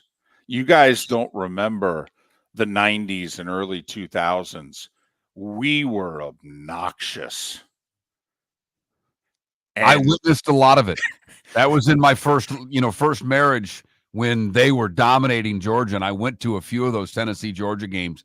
And man, oh man, you want to know why Georgia fans acting the way they're acting? Because they got beat up by Tennessee so badly for so many years. And Florida. Yep. So badly for so many years. That's why they're acting the way they're acting. Clay Travis said, I'm just warning you. Okay. 2022 was nice. It was fun. We were all giddy with happiness. It's kind of like that year, what was it, 2017, the Canes and the turnover chain. And Miami fan was just like, oh, this is so nice. This is fun. They weren't in Miami fan mode. Okay. If the Canes are going back to being the Canes, look out. And that's what Clay Travis said. He goes, I'm just warning college football world. If we go into Norman and beat them by the point spread or worse, he says, get ready. You haven't seen this before, but it's coming. We're ready to be unleashed. And they'll be 15% more obnoxious because that's the talent fee they're paying on top of the tickets. Well, this could be think of the money that's riding on this game. I mean, the AD saying to Heupel, you got to win Saturday. And he goes, yeah, I know it's a big game. No. We got money riding on this. You go in there and win. Hell, we're asking for 10%. We may up it to 20. You go in there and lose.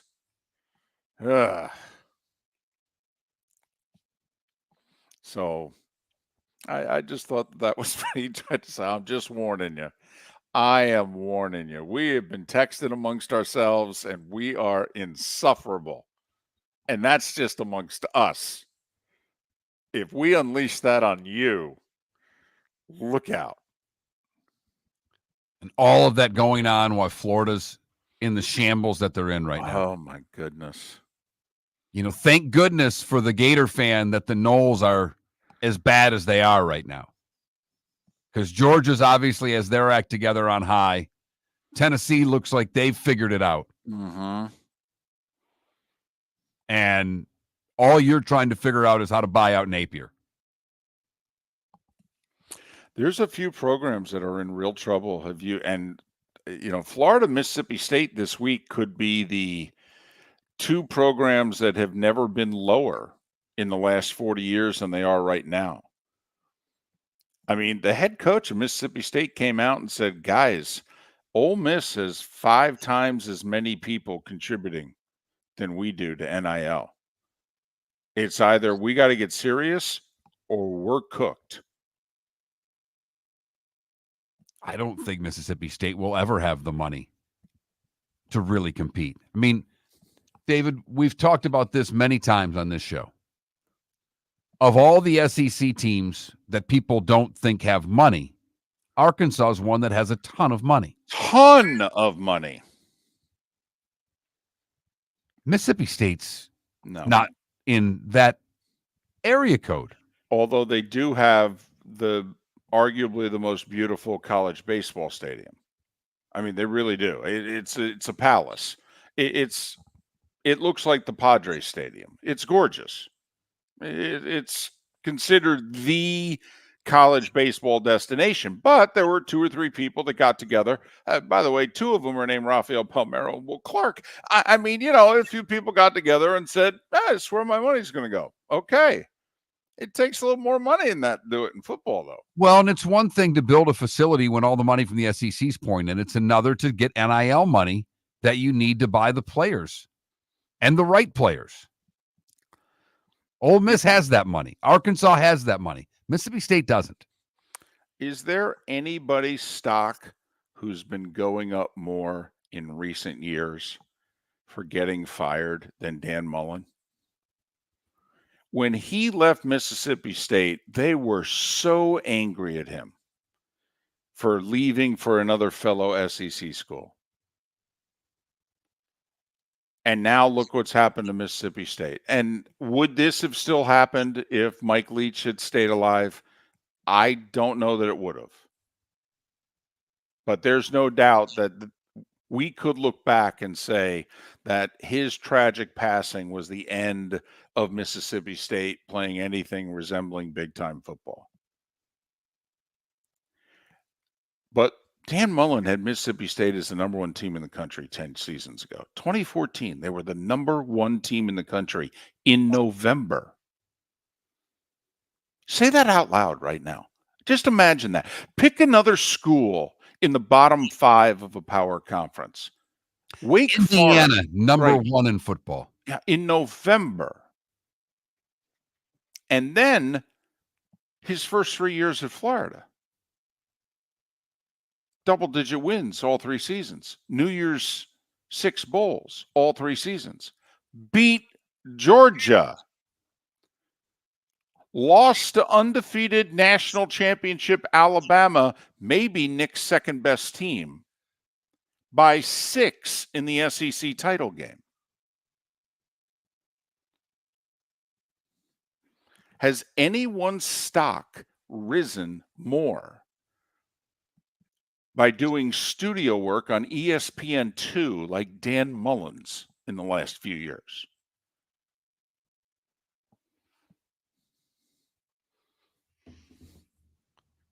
$21,000's the text line. The poll question is, if you were Tua, would you retire? Very simple. Right now, 72% of you say that you would retire. Go to that Mark Miller, the David Moulton, Miller_Moulton on X to vote on today's poll question. Do you believe that vote?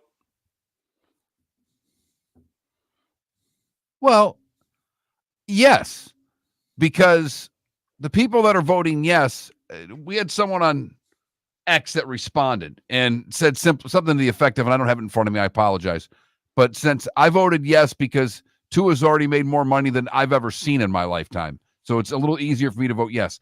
Older people are voting that are a little more sensible. I almost should have phrased the question, would 25-year-old you have retired? Okay. You and I, for the record, said we wouldn't, correct? Yes, we were both our no's. Right. No, we would not retire. I mean, we talked about it yesterday. We've seen Sidney Crosby. Sidney Crosby missed a good chunk of 2 seasons at a similar age in his career because of concussions. And he's gone 10 years now, in which the only time I've known him to get a concussion was he got cheap shotted in the Rangers playoff series 3 years ago. And they concussed him, and he missed a game. Playoffs, right? Yeah. Yeah. Right. Game for a concussion in He the missed playoffs. a game. He came back for game 7. Right, a game. He missed a game. Right. Right. Well, I mean, Sidney Crosby seeing 3 pucks on the ice is still better than anybody else on the ice. I mean, let's be honest, especially in that series. But, I mean, so that, I mean, you can come back from a series of concussions. That's me. That's what I would be saying. As one doctor after another is going, dude, it's over. It's not over. Going to keep playing. I'm like 26 years old. What am I going to do?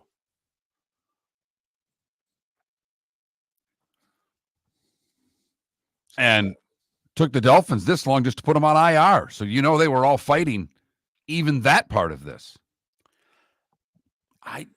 I wonder how much of what the Dolphins are doing is like procedural and not wanting to come across as if they're pushing him.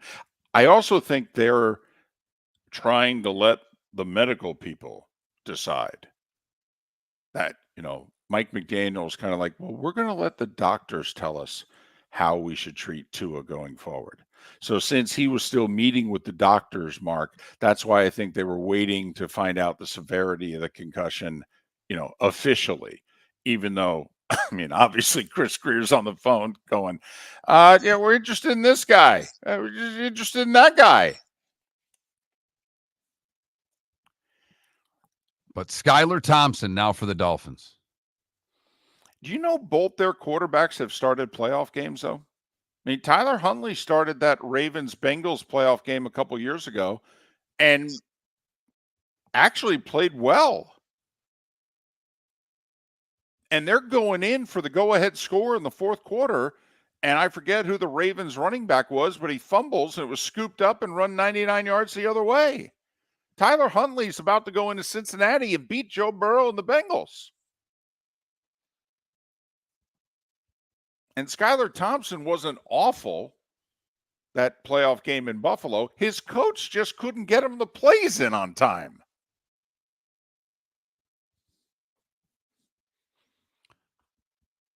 This is the light part of the Dolphins schedule, though, too.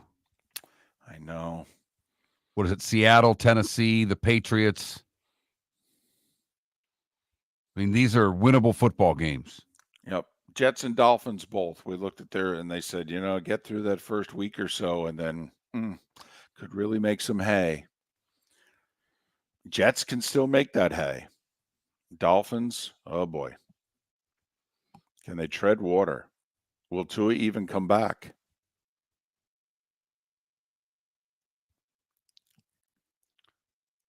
So it's a rough stretch if the season is already on the brink for the Miami Dolphins. And I think, and we'll talk Dolphins with Adam Beasley and Chris Perkins coming up. But next is our weekly chat with Seth Everett. We'll see if he's driving once again. Gentlemen, as your wife mentioned getting new flooring, but you don't want to go through the hassle, well, go see the Floor Meisters in Naples next to Costco. They understand your time and money are important, so they'll make it as painless as possible. With a huge in-stock selection of carpet and Cortec, they can get you the floor your wife's been asking for. They carry wood, vinyl, carpet, and tile. If you do it yourself, no problem. They can handle that as well. So go see TJ at the Floor Meisters and tell them, just keeping it real. American Paint Supplies, for nearly 30 years, is your one-stop shop for all your coating needs. If you are a designer, a contractor, a professional painter, or a weekend warrior, American Paint Supplies is the place where experts go to get expert solutions. At 6100 Shirley Street in Naples off of Pine Ridge, American Paint Supplies delivers the best solutions with the best products with the best support. Meet Gene and his team today at American Paint Supplies. Call 239-566-2700. That's 566-2700 or online at AmericanPaintSupplies.net. Wine glasses never fall over until you get a brand new rug. Oh, no! Ketchup bottles act normal till you're wearing a new shirt. Oh, you kidding me? And rocks slide peacefully on the road till the day you get a brand new windshield. Then they fly up off the road and attack without mercy. That's why new windshields from Glass Doctor come with our windshield protection plan. Unlimited repairs and one replacement for 12 months. Don't just fix it, protect it. Glass Doctor, a neighborly company. At Physical Therapy and Balance Centers, our goal is to help you love your life. When your life is sidelined by an injury, dizziness, surgery, or condition keeping you from doing what you love, we're here to help you heal and feel your best. Our therapist evaluation will determine the root cause of your health challenges, resulting in a unique treatment plan customized just for you. Visit www.physical.com to find your nearest location and see how we can help you love your life.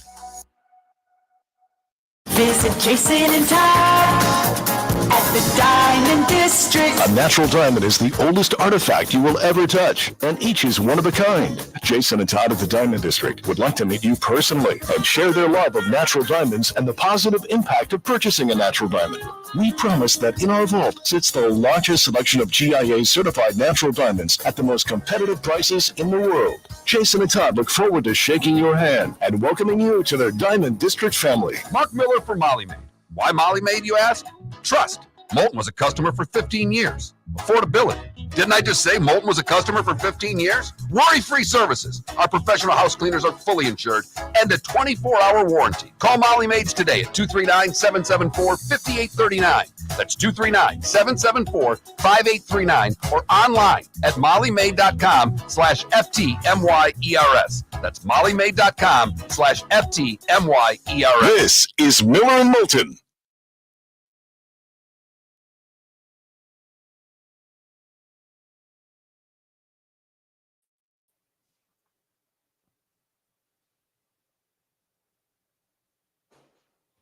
Hi, Seth. Hi there. How are you? I'm good. How are you? I'm good.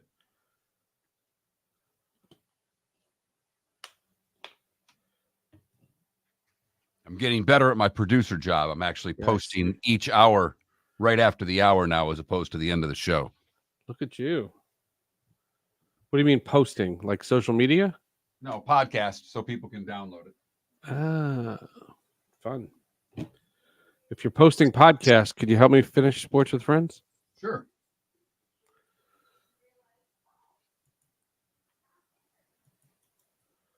I had the wrong ad copy. I had to redo it this morning. Oh, that's no good.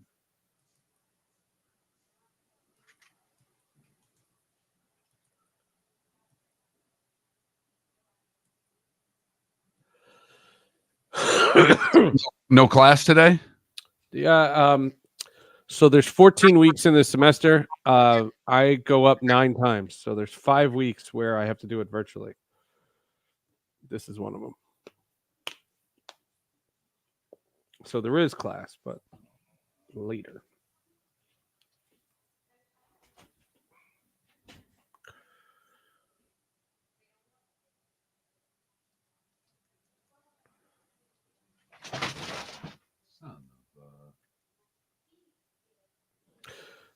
Sports with Friends is about Pete Rose. If you want to have a fun debate, we can do Pete Rose. You know, if you want to go there.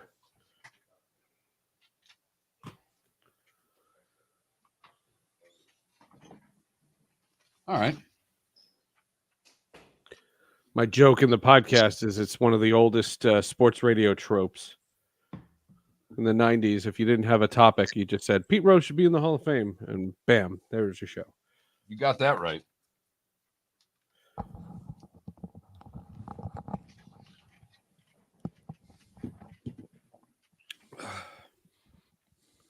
Greetings. And salutations. How are you? I'm good. I'm going to Jets Patriots on Thursday. Is there a reason? Yeah, it makes about as much sense as anything else I do. Are you being paid to go? Well, I'm going to book some shows, but yeah. Okay, so you're going to network. Yeah, sure. Okay. Well, that makes sense then. Yeah. You go, get there early, schmooze. That's what I do. Leave third quarter right after, the halftime eats. Everybody goes back to their seat. They don't see you leaving. Okay, that's when you get out. It's very smooth. Yep. It's a science. Yep. About 10:15. No traffic. Yep.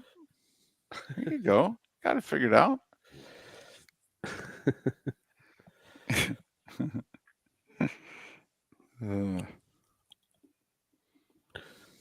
Next week, I have to go to a Yankee game on the 24th.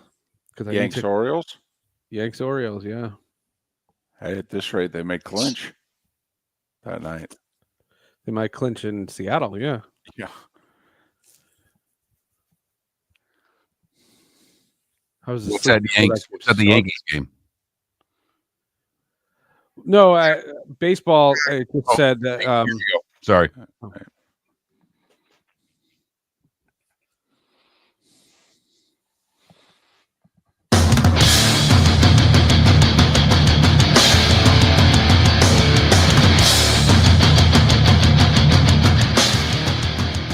You're listening to Miller and Moulton, coming at you from the Floor Meister Studios. Floor Meisters, keeping it real. And now, here's Mark Miller and David Moulton. Halfway home, for those of you in the 239 and the 904, it's the final hour of Miller and Moulton in Charlotte County and Lake City and points beyond. We begin every hump day at this time and this hour with Seth Everett. Sports with Friends, Hall of Justice, 2 terrific podcasts, couldn't be more diverse. Follow him on X at Seth_Everett, Seth_Everett. He joins us on the American Paint Supplies hotline. Top of the morning to you, buddy. How are you? Hey, good to see you guys. Good to hear you. What's the hot stuff today? Very low energy today, Seth. My Me? goodness. Very low energy. What do you Come mean? on. Bring it. Well, say something first. Well, we mentioned your name. You're fond of yourself. That's not we enough. thought that would That's get far you going. from enough. The 2 terrific podcasts. We got your. Those I like. I mean, Yes, you those got I to like. put two girls This through week- college with. I mean, come on. This week we did something on Pete Rose. Did you guys see the Pete Rose documentary? I have not. Is it worth watching? It's very worth watching. Unlike the Derek Jeter doc or the Michael Jordan doc, this one is very journalistic in that Pete Rose is involved, but he has no editorial control. So the story is he has to respond in the documentary to people, teammates, associates who literally call him a liar, and he responds to it.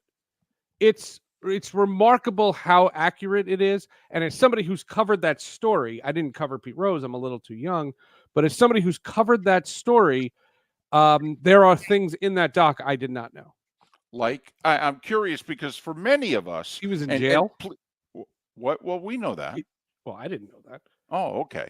But just give me 10 seconds here. Sure. Miller and Moulton have joked that there are 4 or 5 subject matters that you can bring up. Yeah. If you're like, man, we got nothing to talk about today. And one of them is Pete Rose. You want Right. to The kill other was Casey Martin. Should he drive a cart? Well, at a certain point in time, yes.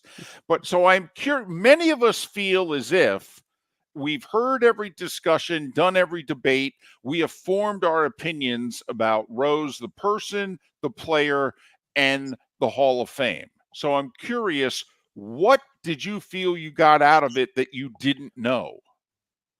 Well, there are details. The associate that got him involved when he was managing the Reds, this associate who Pete Rose denied for decades. Of course he did. This associate had the receipts. I mean, he had the proof, and he was showing it. And then you see it juxtaposed with Pete Rose saying he never did it, and we're like, what? Well, that was the Dowd report, right? Well, it's in the Dowd report, but you meet the guy. Okay.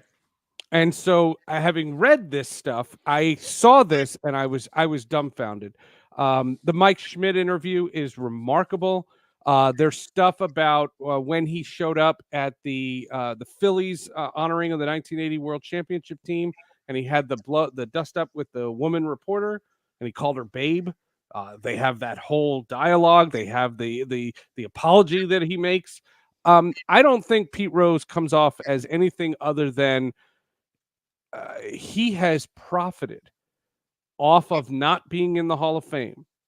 And it is my summation, this is just my educated guess, that if Bart Giamatti doesn't die, he's back in baseball and he doesn't make half the money that he would have made had he been in baseball and in the Hall of Fame. The fact that he has not been in the Hall of Fame, he has created an empire, a media empire, where he is paid to do appearances all over the country constantly. What other Hall of Famers have that? He has manipulated something that is a huge negative in his life, turned it into a positive, and I don't come away being a Pete Rose fan. I came away saying, wow, he is an enigma, and what a mess. What a mess, but is he smarter than you thought? I mean, yes, if you're able to pull he's that very off, smart. Yeah, he's very, but I knew that when I met Pete Rose a half a dozen times. He's very smart. He's dumb like a fox. You know what I mean? Like his thing about not remembering and all this other stuff, that's all nonsense. He knew, and it's a fascinating view. Well, Schmidt believes the Phillies, and of course, Schmidt was there when they won 3 straight division titles and they couldn't get by the Reds first and then the Dodgers, and the Philly fans were on them. You're not a winner.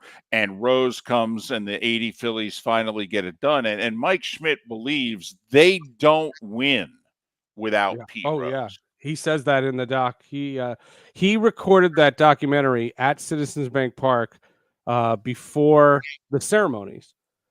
And then this is bonkers. So Mike Schmidt records his half hour, whatever they record with him, and you see it all throughout the documentary. At the end, he hugs the producers and whatever, and then he goes out, and then they stay for the ceremony, and they literally say Mike Schmidt can't appear today. He tested positive for COVID. Oh wow. That's in the podcast. That's not in the doc. That's in the podcast. Wow. It's crazy. But he did hug the producers. It's a great. I had a blast watching the documentary, and my buddy, who's an executive producer, this guy, he's an actor. He's been on the Hall of Justice. He was on the show Heroes. He was in Star Wars. He was in Star Trek. His name is Greg Grunberg. And when at the end of Hall of Justice, when a couple of years ago, I said, "What are you working on?" He said, "I'm working on this Pete Rose documentary." And I said, well, when it comes out, you'll come on Sports with Friends. And he did.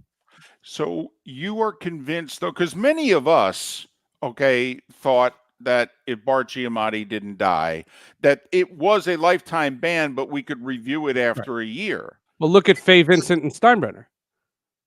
That was a lifetime ban, too. Right. And it ended up being 2.5 years. Right.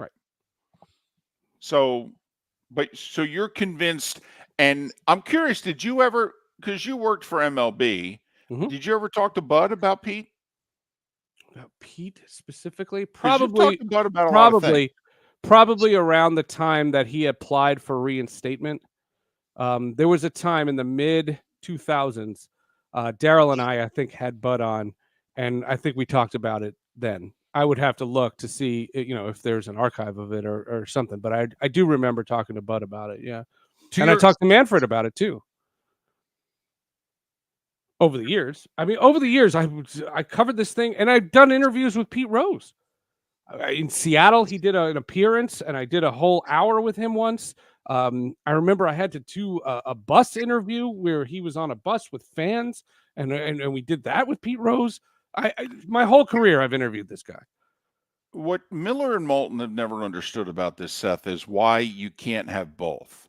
Why he cannot stay permanently banned from baseball, but why they felt they had to change the rules, because when Giamatti did the deal with Rose, he was going to get voted into the Hall of Fame. Giamatti dies. Bud Selig leans on the Hall of Fame. They changed the rules, but Faye Vincent did too, so that if you're on the permanent ineligible list, you cannot even be up for consideration. I was shocked when Manfred heard Pete's appeal that he didn't thread that needle, in which he said, Pete, we can't allow you back into baseball. You bet on it. Okay, it's an integrity thing. But I can call the Hall of Fame and say 25 years later, hey, that doesn't mean we can't take up your candidacy. That's a baseball decision that was made, and it was just made. I don't know. How bitter is baseball that Rose has profited this much off of not being in the Hall? Well, nobody from baseball is in the doc. Nobody like Manfred's not in the doc or Bud's not in the doc. I find it fascinating. I think the documentary reveals just how profitable that was for Pete Rose. And they show him at his appearances. Like the documentary shows some of these appearances, and there are people, and now it's an older generation, that literally hang on his every word. And he still has this amazing ability to garner interest. I mean, he's a fascinating personality. I will say, I mean, he wasn't a polished broadcaster, but when he was on Fox and their pregame show, I mean, he did a hitting discussion one time in which he had Hall of Famers sitting next to him, riveted I remember by that. him talking about hitting. Like, oh my goodness, I just saw ball hit ball. This guy's amazing. I liked all the stuff about him coming up and how he wasn't signed right away, and I didn't know his true connection to the community in Cincinnati before he was a player. A lot of the documentary, there's a huge chunk of it about his decision to leave to go to the Phillies, and what went into that. And you have him talking about it both then and in current day. Like I said, you both will love it. You'll absolutely love it. The podcast too. I thought that's what you were talking about, Seth. Yeah, that's all I was talking about. And then we'll do a podcast on Casey Martin. Those were the two. And I always used to think that when a host came out, because you guys always had each other, but when I would do solo shows and you felt like you were on an island because you had nothing to talk about, if you brought up one of these things, I used to always think that was lazy. Like, oh, you're doing Pete Rose again? Like, what do you got? Nothing no new material? You're going to the well. And I just remember in the 90s thinking that Pete Rose talk was easy. And it still is. Because it was. And it's 2024. All right, got about a minute. Sports with Friends, Hall of Justice. I think we know one of them, but go. Yeah. Sports with Friends. His name is Greg Grunberg. He was out to dinner with Pete Rose, and some people came up and recognized Greg Grunberg from all the shows that he's been in, and that floored Pete Rose. That's another great story in the podcast. Hall of Justice is about the Umbrella Academy. They just had their season 4 series wrap up, so we kind of put a bow on the Umbrella Academy based on a comic book, and it's out on Netflix. Today's National Cheeseburger Day. In our closing seconds, Mark cooked cheeseburgers last night. I said you could cook them again. You can go back-to-back cheeseburgers. Would you agree? Sure, just hold the cheese. It's Cheeseburger Day. Nope. It's not hamburger Then day. I can't do hamburgers. I can't do cheeseburgers. They're gross. Gross. Oh, what is wrong with cheese you? on a burger? Cheese ruins the burger. It's terrible. Yeah. My daughter's on Team Seth here. She'll eat a piece of cheese, but damn it, if you put it on her burger, she gets ticked off. Yeah, I don't get it. Makes no sense. Cheeseburgers. I'll go anywhere and I just say, "Can I get a cheeseburger? Hold the cheese." Wow.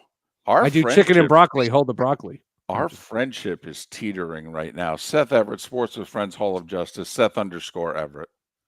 Are you suffering from neuropathy? Do you experience stabbing pain, numbness, tingling, or burning in your feet? Are you tired of sleepless nights and avoiding life due to pain? If you've been diagnosed with neuropathy or experiencing pain or numbness in your feet, pick up the phone and call us right now before it's too late at 239-382-7332. Again, that's 239-382-7332. Neuropathy is a very serious and progressive disease where your nerves start to break down. Eventually, it leads to balance problems, falls, complete loss of independence, and can lead to amputation. Hi, I'm Dr. Eric Norrell, DC. Our program addresses the underlying causes and doesn't simply mask your symptoms with medication. In fact, many patients start experiencing relief from neuropathy symptoms within weeks. There's no surgery and no use of prescription drugs. Pick up the phone right now and call 239-382-7332. Call us today at Restore Health. 239-382-7332. American Paint Supplies, for nearly 30 years, is your one-stop shop for all your coating needs. If you are a designer, a contractor, a professional painter, or a weekend warrior, American Paint Supplies is the place where experts go to get expert solutions. At 6100 Shirley Street in Naples off of Pine Ridge, American Paint Supplies delivers the best solutions with the best products with the best support. Meet Gene and his team today at American Paint Supplies. Call 239-566-2700. That's 566-2700 or online at AmericanPaintSupplies.net. Gentlemen, as your wife mentioned getting new flooring, but you don't want to go through the hassle, well, go see the Floor Meisters in Naples next to Costco. They understand your time and money are important, so they'll make it as painless as possible. With a huge in-stock selection of carpet and Cortec, they can get you the floor your wife's been asking for. They carry wood, vinyl, carpet, and tile. If you do it yourself, no problem. They can handle that as well. So go see TJ at the Floor Meisters and tell them, just keeping it real. This is Miller and Moulton.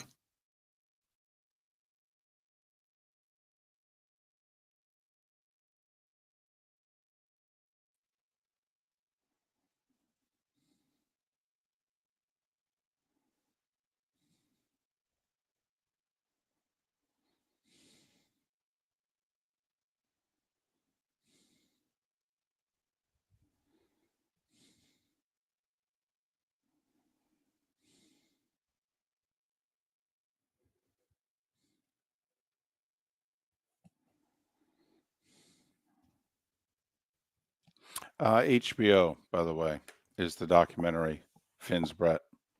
4-part series, apparently. Ambient, I think it was what's the expression? I think it was a joke X account. Like, I saw the same thing, but it was from Adam Scheffler. I think it was a lark about Cam and the Panthers.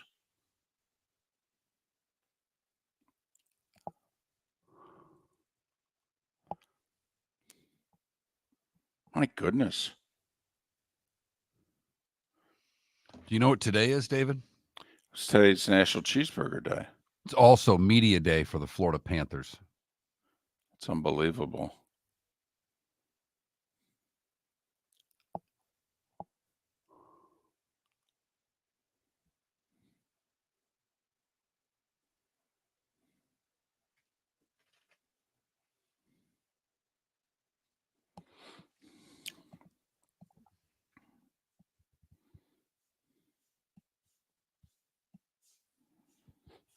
Did you see that social media person for the Panthers got fired?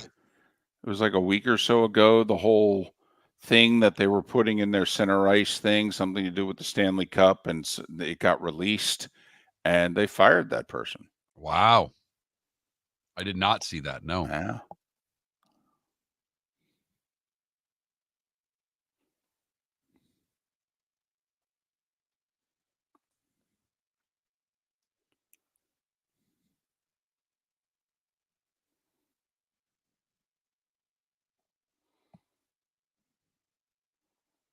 I guess somebody could not like cheese. That just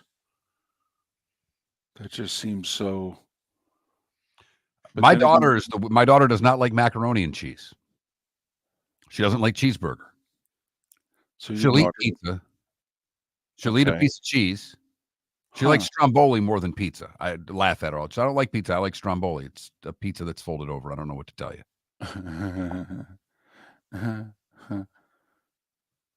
No, Irish football. The Baylor's not a good team. I mean, stop it. How about this? Okay, if Baylor beats CU, will you stop talking about Colorado football? I mean, there's got to be something in it for us. But Baylor's not good.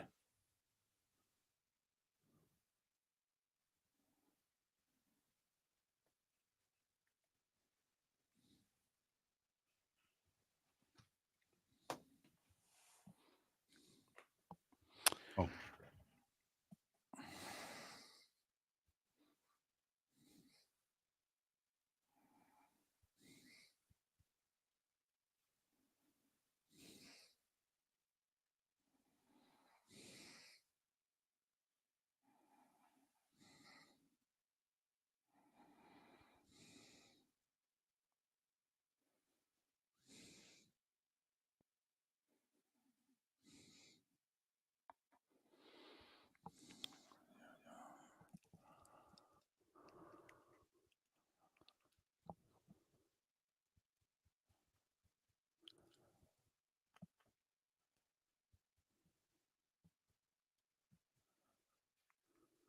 He's all set.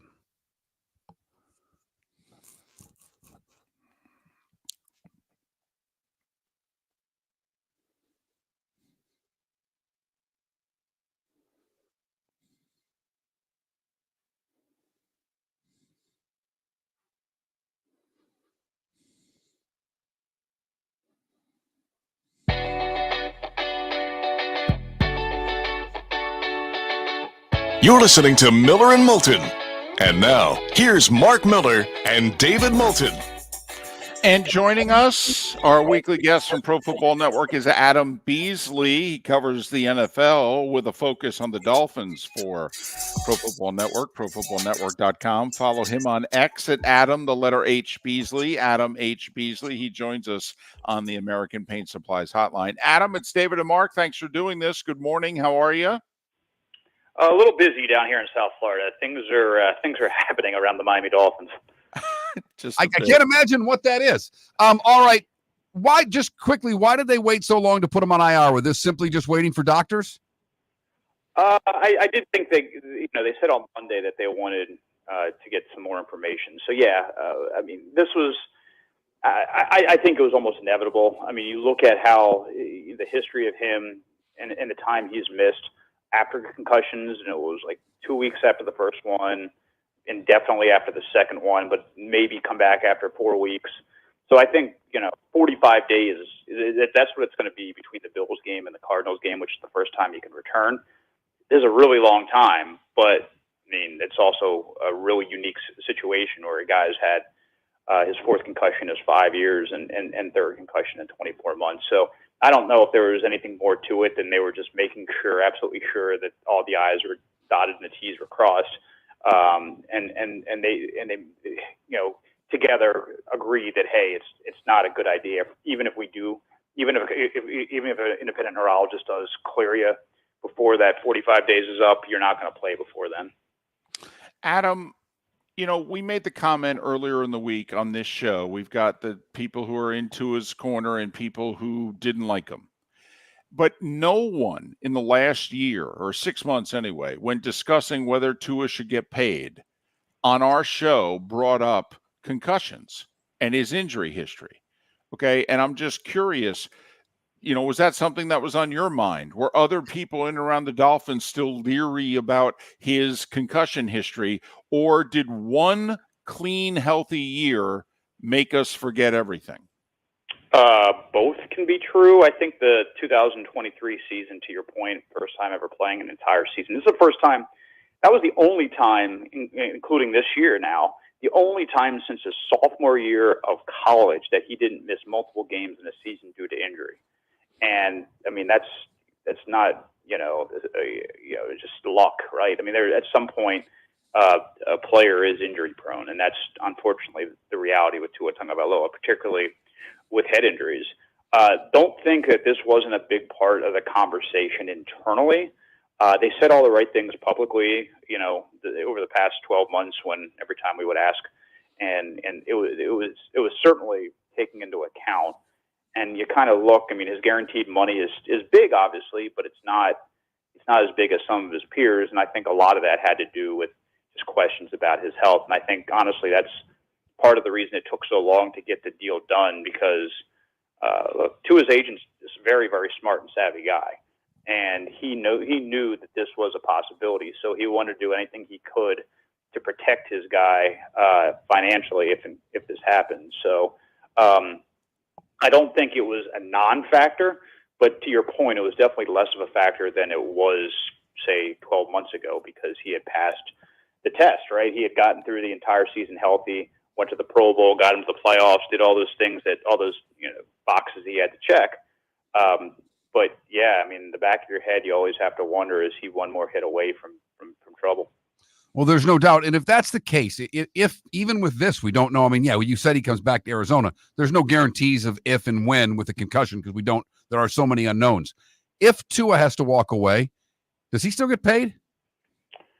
It's tricky. If he has to walk away, if as in, no independent neurologist, no team doctor, he can't get clearance, he can't pass a physical, and is unable to play, then yes, he gets, I think the whole boat that he was guaranteed at like $160 some odd million. If the team says he can play, but he's not comfortable playing, then it gets really messy. By the letter of the law, if he can pass a physical and the team wants to put him on the active roster and he refuses to play and he retires, then that's on him. Even though it's weird to think about it because the guy doesn't want to be, infirmed 15, 20, 30 years from now because he took too many hits to the head. But that is the reality that if the NFL and the NFL's doctors and the Dolphins doctors all, sign off on it, but he gets an independent specialist that tells him, no, don't ever play again. You'll risk death. Which is not off the table, right? It's not all, it's something that's not totally inconceivable. Then it's tricky. Then you might see some litigation involved, and it could get messy. But I don't think that's going to happen. From everything we've heard, Tua wants to play, and he's going to do everything he can to play. And so, yeah, the likeliest outcome is he does get cleared and plays again. And if he doesn't, I think he'll see a substantial chunk of that money. Adam Beasley, Pro Football Network, ProFootballNetwork.com. Follow him on X at Adam H. Beasley, Adam H. Beasley. All right, Skylar Thompson, we didn't see him at all last year. When we last saw him, he was having trouble getting the plays off on time. So was Mike McDaniel, throwing interceptions in a playoff game. What do they say? Is he better? Can he go 2-2 in the next 4 games to keep this season afloat? Those are two different questions. One, yes, he is better, but is he good enough to go 2-2? He should be. Look. This offense is still absolutely loaded with talent across the board. Every position is loaded with talent. You can quibble with the interior offensive line. Certainly, I have my concerns about that as well. But beyond that, there's not a soft spot on this team. They have, top 5 players at wide receiver. I would argue they have a top 5 running back right now. They have a tight end that can do a lot of things for them in Jonnu Smith. They have more than enough to get it done on offense, and defense is just as talented. But I have concerns about Skylar Thompson still, and I until he proves that he isn't that guy anymore. I mean, he didn't look great. Certainly, it was a terrible situation he was put into in that Thursday night game. He didn't look great in that game. Here's a stat for you guys: regular and postseason, not including the preseason, but regular season playoffs. Skylar Thompson's been on the field, starting and finishing 55 drives, 55 possessions, with him starting and finishing the drive. Of those 55 possessions, the Dolphins, as a team, have scored 5 touchdowns. So you're talking about basically 1 touchdown a game with Skylar Thompson as your quarterback. That's just not nearly good enough to get it done. You can't win. I don't care how good your defense is. You can't win with 13, 16 points a game. Something like that is just, they're going to need more from him.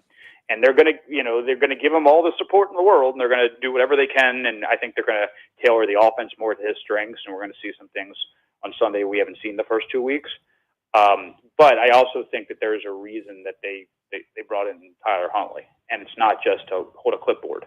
I do think that if Skylar does struggle and shows a lot of the deficiencies that we've seen with him on the field, the leash isn't going to be very long, right? I do think that we will see over the course of the next month, unless Skylar really takes a leap forward, we'll see Tyler Huntley on the field for the Dolphins.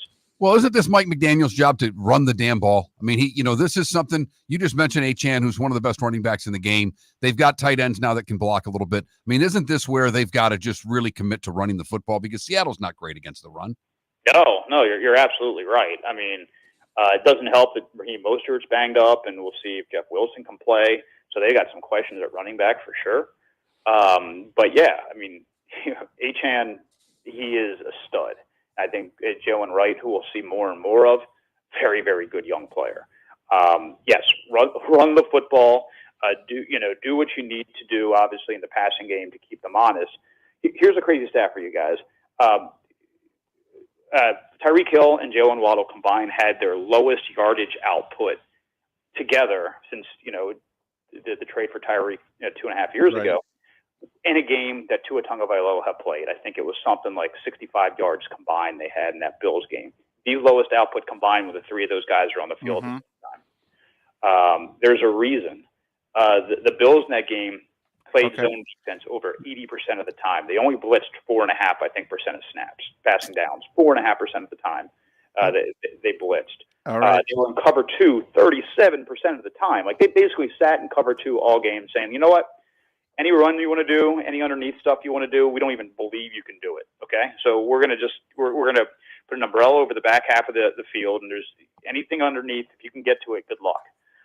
They got to exploit that, and the Dolphins, I think, even with Skylar Thompson, are still going to see a lot of the same. Maybe they blitz him a little bit more, but why would you risk putting Tyreek Hill and Jalen Waddle in one-on-one situations when it works just to play too deep? Yep, Adam. Up against a hard break, Adam. Play. I think that's what they're going to see. Visit Jason and Todd at the Diamond District. When you enter the Diamond District, you will quickly discover what makes Jason and Todd so unique to Southwest Florida. Within the walls of the Diamond District, you'll find many of America's top jewelry designers who have chosen the Diamond District as their authorized representative in Southwest Florida. Takori, Fana, A. Jaffe, Veragio, Christopher Designs, Shy Creations, Henri Darcy, all names synonymous with excellence, and all proudly showcased at the Diamond District. Gentlemen, as your wife mentioned getting new flooring, but you don't want to go through the hassle, well, go see the Floor Meisters in Naples next to Costco. They understand your time and money are important, so they'll make it as painless as possible. With a huge in-stock selection of carpet and Cortec, they can get you the floor your wife's been asking for. They carry wood, vinyl, carpet, and tile. If you do it yourself, no problem. They can handle that as well. So go see TJ at the Floor Meisters and tell them, just keeping it real. Is snoring bothering your spouse? Would you like to sleep in the same bed again? Do you know that snoring can affect your sleep cycle and cause lower testosterone levels? At Sleep Treatment Direct, we have easy solutions. We have a simple laser procedure that can improve snoring in 10 minutes. If you would like to get back in the same bed or are looking for a natural way to treat low testosterone, give us a call at 239-444-1741. That's 239-444-1741. Or go to sleeptreatmentdirect.com. That's sleeptreatmentdirect.com. Sleep Treatment Direct. Sleep safe and sound. This is Miller and Moulton.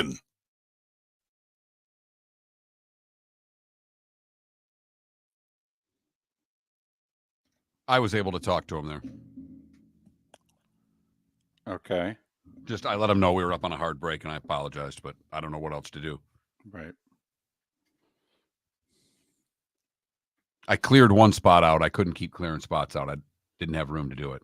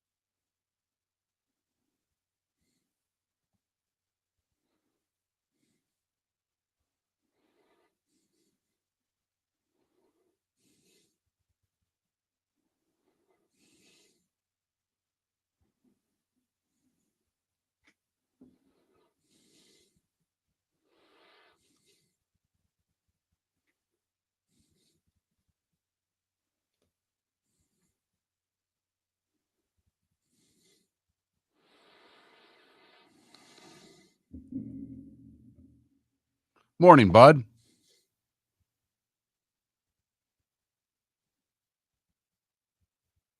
You're muted, sir.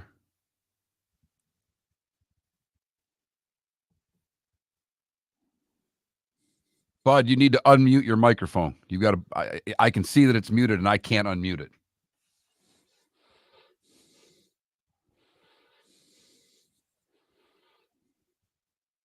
Bud, can you hear me? Bud.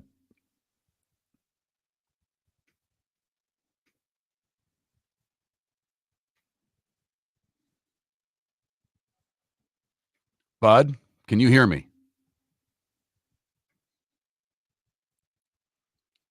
All right, you're muted. Your microphone is muted. You've pressed a button that's muting your microphone. No, now it's not. There you go. Okay. Yep. Sorry, I dropped it in the private chat there on StreamYard. Oh, my bad. Oh, sorry. Not a problem. Oh, okay. Oh, we good? Little private chat here. Gotcha. Sorry. All right. I didn't see the private chat. I see the lips moving, and I can't hear him. Like, what the hell? No. Does he not know he's muted? That's on me. Good morning. Is he calling the plays, or is he still going by the cartoon on the sign? I think he was. Oh, man. Don't go Gus Malzahn on us now. That was a hell of a comeback. It was. Of course, laying 2.5, and they can't win and not cover. You got to love those. Oh, man. I did take some 11-1 live. That was okay. That was good. I was like, all right. TCU's making circus catch after circus catch, and UCF's running the football really well. TCU can't run it. Can they really can they run this game out, or can UCF's going to get the possessions to be able to come back? Maybe, obviously 11-1, you don't think you're going to win, but I just thought it should be more of like 6, not 11.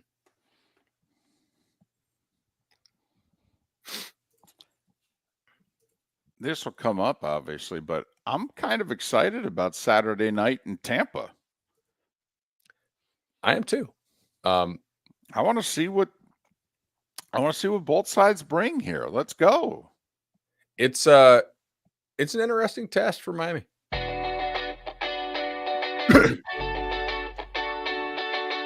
You're listening to Miller and Moulton. And now, here's Mark Miller and David Moulton.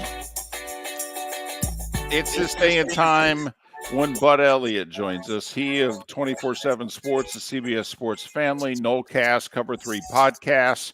Follow him on X, Bud Elliott, 2 L's, 2 T's, Bud Elliott, the number 3, Bud Elliott 3.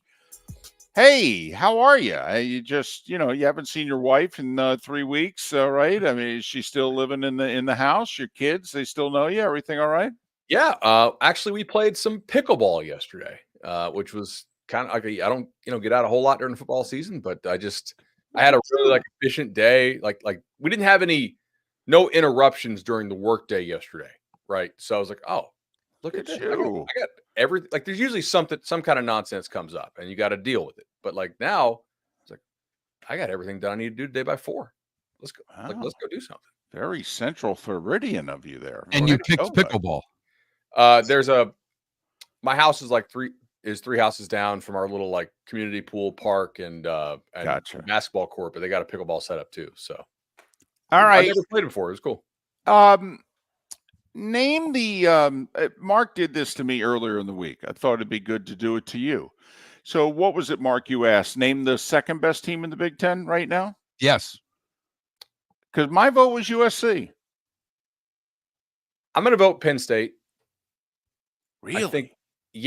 I think they're a little better on the lines of scrimmage, but if we had them play like a round robin, Oregon, Penn State, and USC, if anybody's getting more than a field goal from another one of those opponents we just named, you're taking the 3 points, I believe.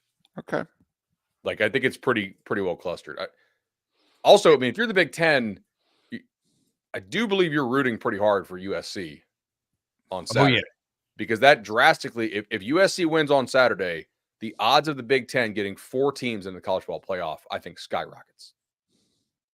Who's the third best team in the SEC? I think it's Tennessee. I do too. But I'm a little scared about how much my numbers like Tennessee. I'm fairly exposed to Tennessee, 11-1 exact record at like 20-1 from the preseason, which now looks great. But I just think they have, if they stay healthy, I don't know they have amazing depth, but the frontline starters are really damn good. All right, quick sidebar. We're going to talk about 2 off-the-field stories and then come back to teams and games. So this Tennessee announcing a 10% basically talent fee tax, okay? And then Yahoo reporting in the last 12 hours, Florida State, Clemson actually came up with a proposal to the ACC and said, listen, we still hate you, you still hate us, but we could still live in the same house for a few more years if you go with this. Yeah, so the Tennessee thing is interesting. I think these schools are going to try to do everything they can to not reduce salary of coaches, in-house staff, assistant to the general manager type stuff, because there's a lot of bloat right now, and I think they would rather see if they can pass on something that would sustain the coming wave, which is paying the players, without cutting a lot of the administrative bloat that these teams have right now. So we'll see like how many fans tolerate that. If you win, sure, right? Like this is the best Tennessee team they've had in, I don't know, 2 decades. But if you don't win, I'm not sure that all schools can get away with jacking ticket prices 10% for a talent fee. It's interesting that Yahoo reported that FSU and Clemson came to the ACC with that. That's not how I understand this, personally. Now 2 years ago they did. 2 years ago, they said to the ACC, hey, this whole like just performance only bonus is not going to get it done. It's too small and it's just not achievable to get you on equal footing with the SEC. And if you expect Florida State and Clemson to continue to carry the conference from a brand standpoint, you need to make sure that they have the same money as the SEC, right? So I don't know. That doesn't jive with what I have heard. And I heard about this a couple weeks ago. Okay. That the ACC came to FSU and Clemson with this during the mediation period, which was mandated by the court. The reason this is being proposed is that Florida State and Clemson are winning the lawsuits. These are going way better than, as a whole, I did not foresee FSU doing this well in this lawsuit. All right. There's been some things that have come to light that would not have come to light but for the lawsuit. For instance, the fact that the conference acted unilaterally in extending the deal, the fact that it's 27 and not 36 for the one ESPN extension, right? Like there's a lot of little details that I think would probably have never come out. So long story short, they need to get 2/3 of vote on this. If the deal is sweet enough, I think Florida State and Clemson would vote for it because you're staying in the league 5 more years until 2030, at which point I don't even know if leagues exist, right? I mean, the NFL does not negotiate separately with the AFC and the NFC, you know? If you are like a Wake Forest, would you rather take like a 20 or 30% haircut and remain in the ACC on that gravy train? Or would you risk Florida State and Clemson actually winning this lawsuit outright, allowing other big teams like North Carolina and Miami to jump? And then your check would look more like what an American Conference team gets, which is 9. Okay, so you may be being asked to be cut from 45 to 30 to stay in the league to support the top teams in terms of ratings. And that sucks. But 45 to 9 is a much bigger cut. So there's a little bit of like, what's the price of poker for you here if the lawsuit continues to go as well for FSU and Clemson as it has gone so far? Let's get to some of the games, Bud, because there's a pretty good list of games. Let's start Friday night. Illinois and Nebraska. This is a big one. Nebraska wins this. They could be 7-0. And I know there's hurdles. They've got Rutgers and they've got Indiana that look like they're a little better than we may have thought. But if Nebraska gets this, there's a good chance they're 7-0 playing the Buckeyes in the end of October. It's going to be a hell of a game. I think that Illinois is a much improved football team. I don't think Kansas is actually that bad. And they were able to beat Kansas. We bet them against Kansas in that game. Illinois is pretty physical. They seem to have hit on Jakari Franklin, the transfer they took from UTSA. He's a guy who was a stud at UTSA and then got hurt, but he made a lot of big-time catches for them against Kansas. You know, Nebraska, with all due respect to Colorado, they have really not played anybody who can match up against them physically. So we will see, and I think both these run games could be stalled a little bit in this ball game. We'll have to see if they're able to throw out of it. Saturday night in Tampa, the Canes and South Florida. I mean, listen, if South Florida can take Alabama in Tuscaloosa into the fourth quarter, in theory, can't they take Miami in Tampa into the fourth quarter? It's possible. I mean, look, I'm pretty convinced Miami's a really good team, but I don't know if they're like a national title level team after seeing how Florida laid down again in the swamp against A&M, right? Like that, the dismantling of Florida in hindsight is a little bit less impressive when you realize that A&M did the same thing, but worse. So maybe that's just a Florida, and you have Florida players, like their best players, liking Instagram posts calling for the firing of Billy Napier. So maybe things are not quite perfect in Gainesville right now. But USF is pretty feisty. I think they're well coached. They run a really interesting scheme. I don't know that Miami staff has ever faced this scheme. That doesn't mean they can't defend it. They certainly could. But you're probably going to have some USF guys isolated on these Miami DBs, and that scheme is tough to defend. But I don't know if USF, if Miami brings its fastball on offense, that they'll score 50, right? Like USF defensively does not look great to me. Okay. But if the quarterback from USF can hit the open receivers that he had against Alabama, correct, they might be able to put up 30 in that game and make it a lot more interesting because he had guys against Bama. He just didn't hit them. There's a real chance that this game is exciting for like 40 minutes. I think it's going to be worth watching. You mentioned the Gators. They've got Mississippi State. They're a 6-point favorite. How bad's Mississippi State if the Gators are a 6-point favorite? I wouldn't bet this game with stolen money. But I mean, and I had Toledo money line last week over Mississippi State just because like I watched Mississippi State against Arizona State, and Arizona State bullied them like physically. I'm like, this is the worst looking SEC team in the non-Vanderbilt category that we've probably seen in like 20 years.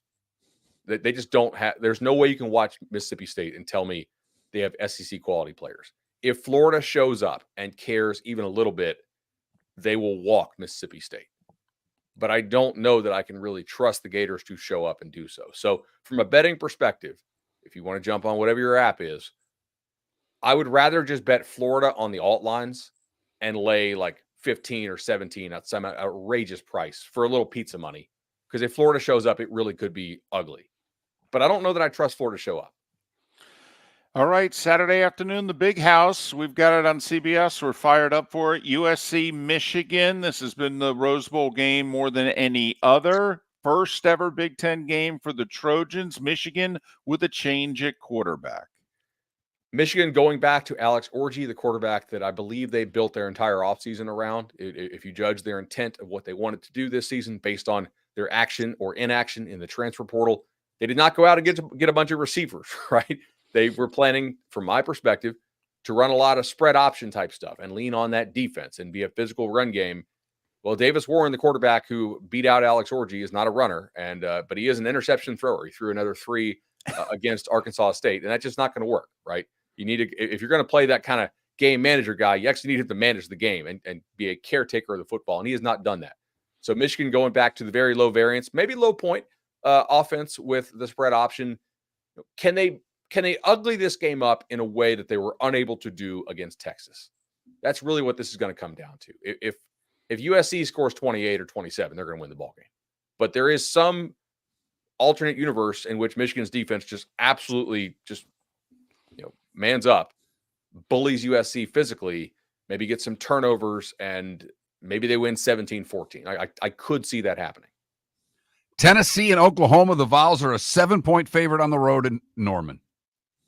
Biggest home game in Norman since when? 30 years? 40 years? How about, when Ohio State came about 8-10 years ago, maybe? That's certainly possible. I think the addition of our SEC home opener, backs against the wall, Josh Heupel coming back to the place where he won a Heisman Trophy, a national title, and was fired, right? Is certainly one, to look at.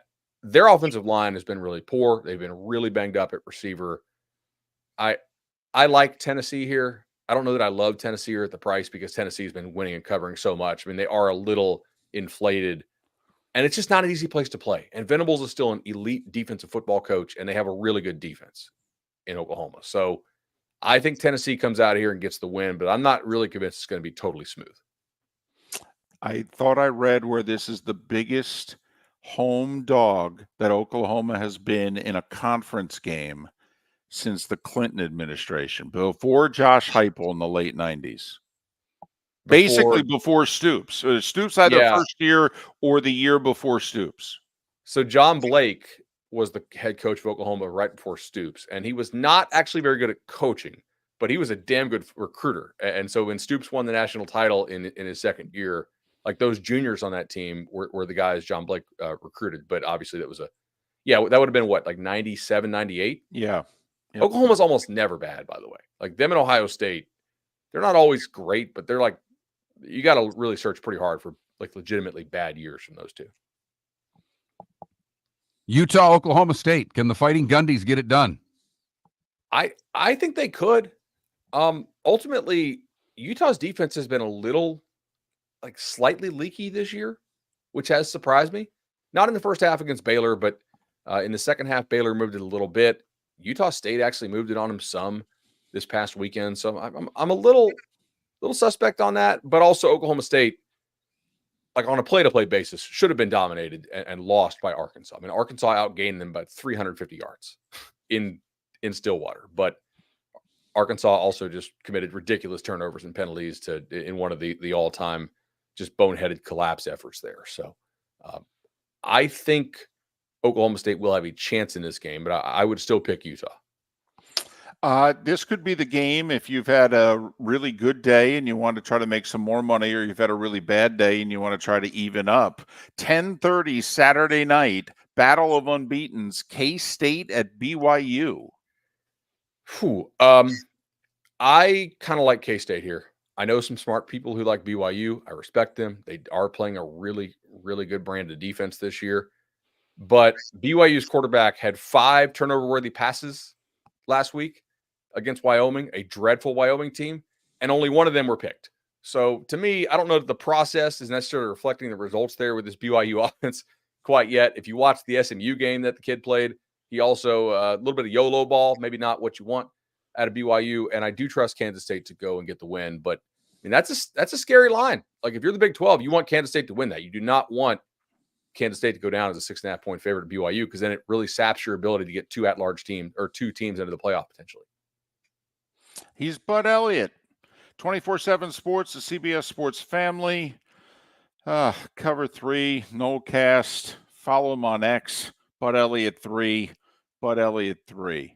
All right, good. No more pickleball. Go back to work the rest of the week, okay? All right, see you guys.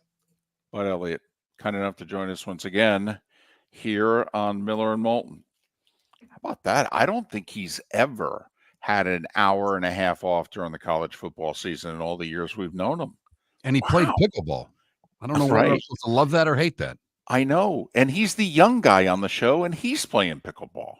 American Paint Supplies, for nearly 30 years, is your one-stop shop for all your coating needs. If you are a designer, a contractor, a professional painter, or a weekend warrior, American Paint Supplies is the place where experts go to get expert solutions. At 6100 Shirley Street in Naples off of Pine Ridge, American Paint Supplies delivers the best solutions with the best products with the best support. Meet Gene and his team today at American Paint Supplies. Call 239-566-2700. That's 566-2700 or online at AmericanPaintSupplies.net. At Physical Therapy and Balance Centers, our goal is to help you love your life. When your life is sidelined by an injury, dizziness, surgery, or condition keeping you from doing what you love, we're here to help you heal and feel your best. Our therapist evaluation will determine the root cause of your health challenges, resulting in a unique treatment plan customized just for you.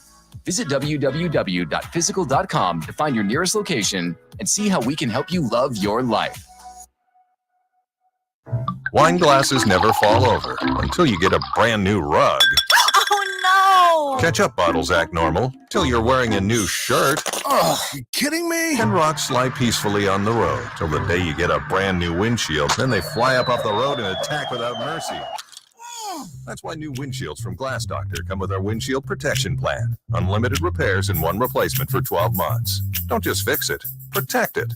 Glass Doctor, a neighborly company. The Cape Coral Police Department is growing. They are currently looking for police officers and are offering a $10,000 signing bonus to newly hired officers. If you desire a career in law enforcement Or if you are already in law enforcement and thinking about making a move to a better agency, think Cape Coral Police Department. If you're looking for a police department that is committed to excellence, that invests in the highest level of training, state-of-the-art equipment, and some of the highest compensation in all of Southwest Florida, then the Cape Coral Police Department is for you.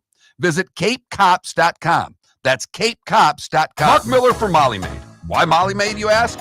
Trust. Moulton was a customer for 15 years. Affordability. Didn't I just say Moulton was a customer for 15 years? Worry-free services. Our professional house cleaners are fully insured and a 24-hour warranty. Call Molly Maids today at 239-774-5839. That's 239-774-5839 or online at mollymaid.com/FTMYERS. That's mollymaid.com/FTMYERS. The world-famous cigar bar started as a neighborhood place in downtown Fort Myers, and now it's a brand, a destination, with 4 locations. The original place, Henry Street, Fort Myers, Gulf Coast Town Center, on Southeast 47th Terrace off the Cape Coral Parkway, and the Lounge on West 1st Street in Fort Myers. A place to go, whether you just need a relaxing drink and a smoke after a tough day at work, or a place to go celebrate. From relaxation to celebration, the world-famous cigar bar. This is Miller and Moulton.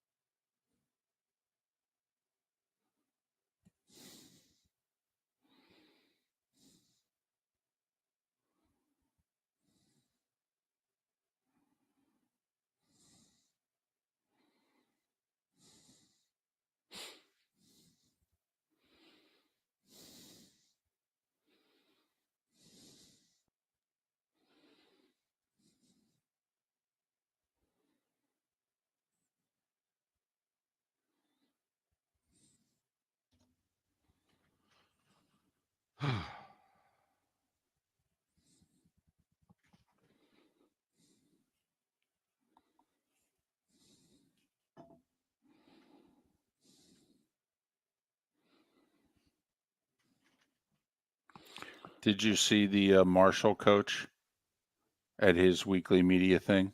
No. Trying to get Ohio State players to transfer to Marshall. He offered them an all-you-can-eat NIL deal from Tudor's Biscuits. Nice.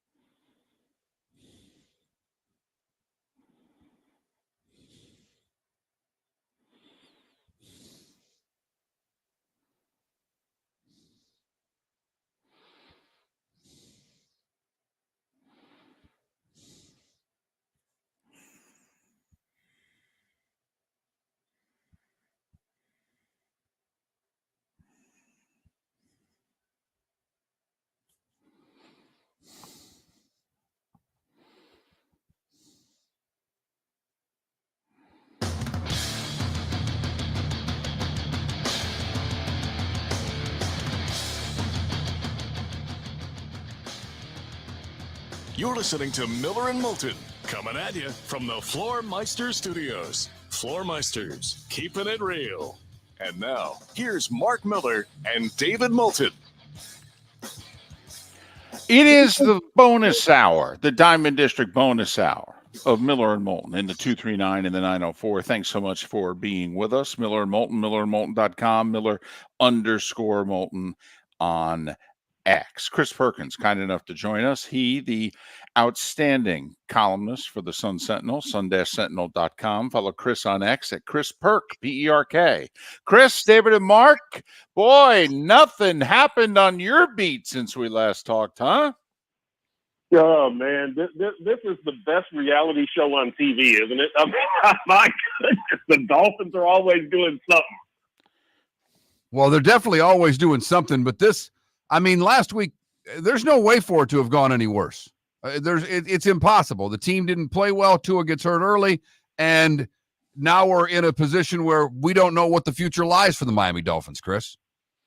Yeah, and it's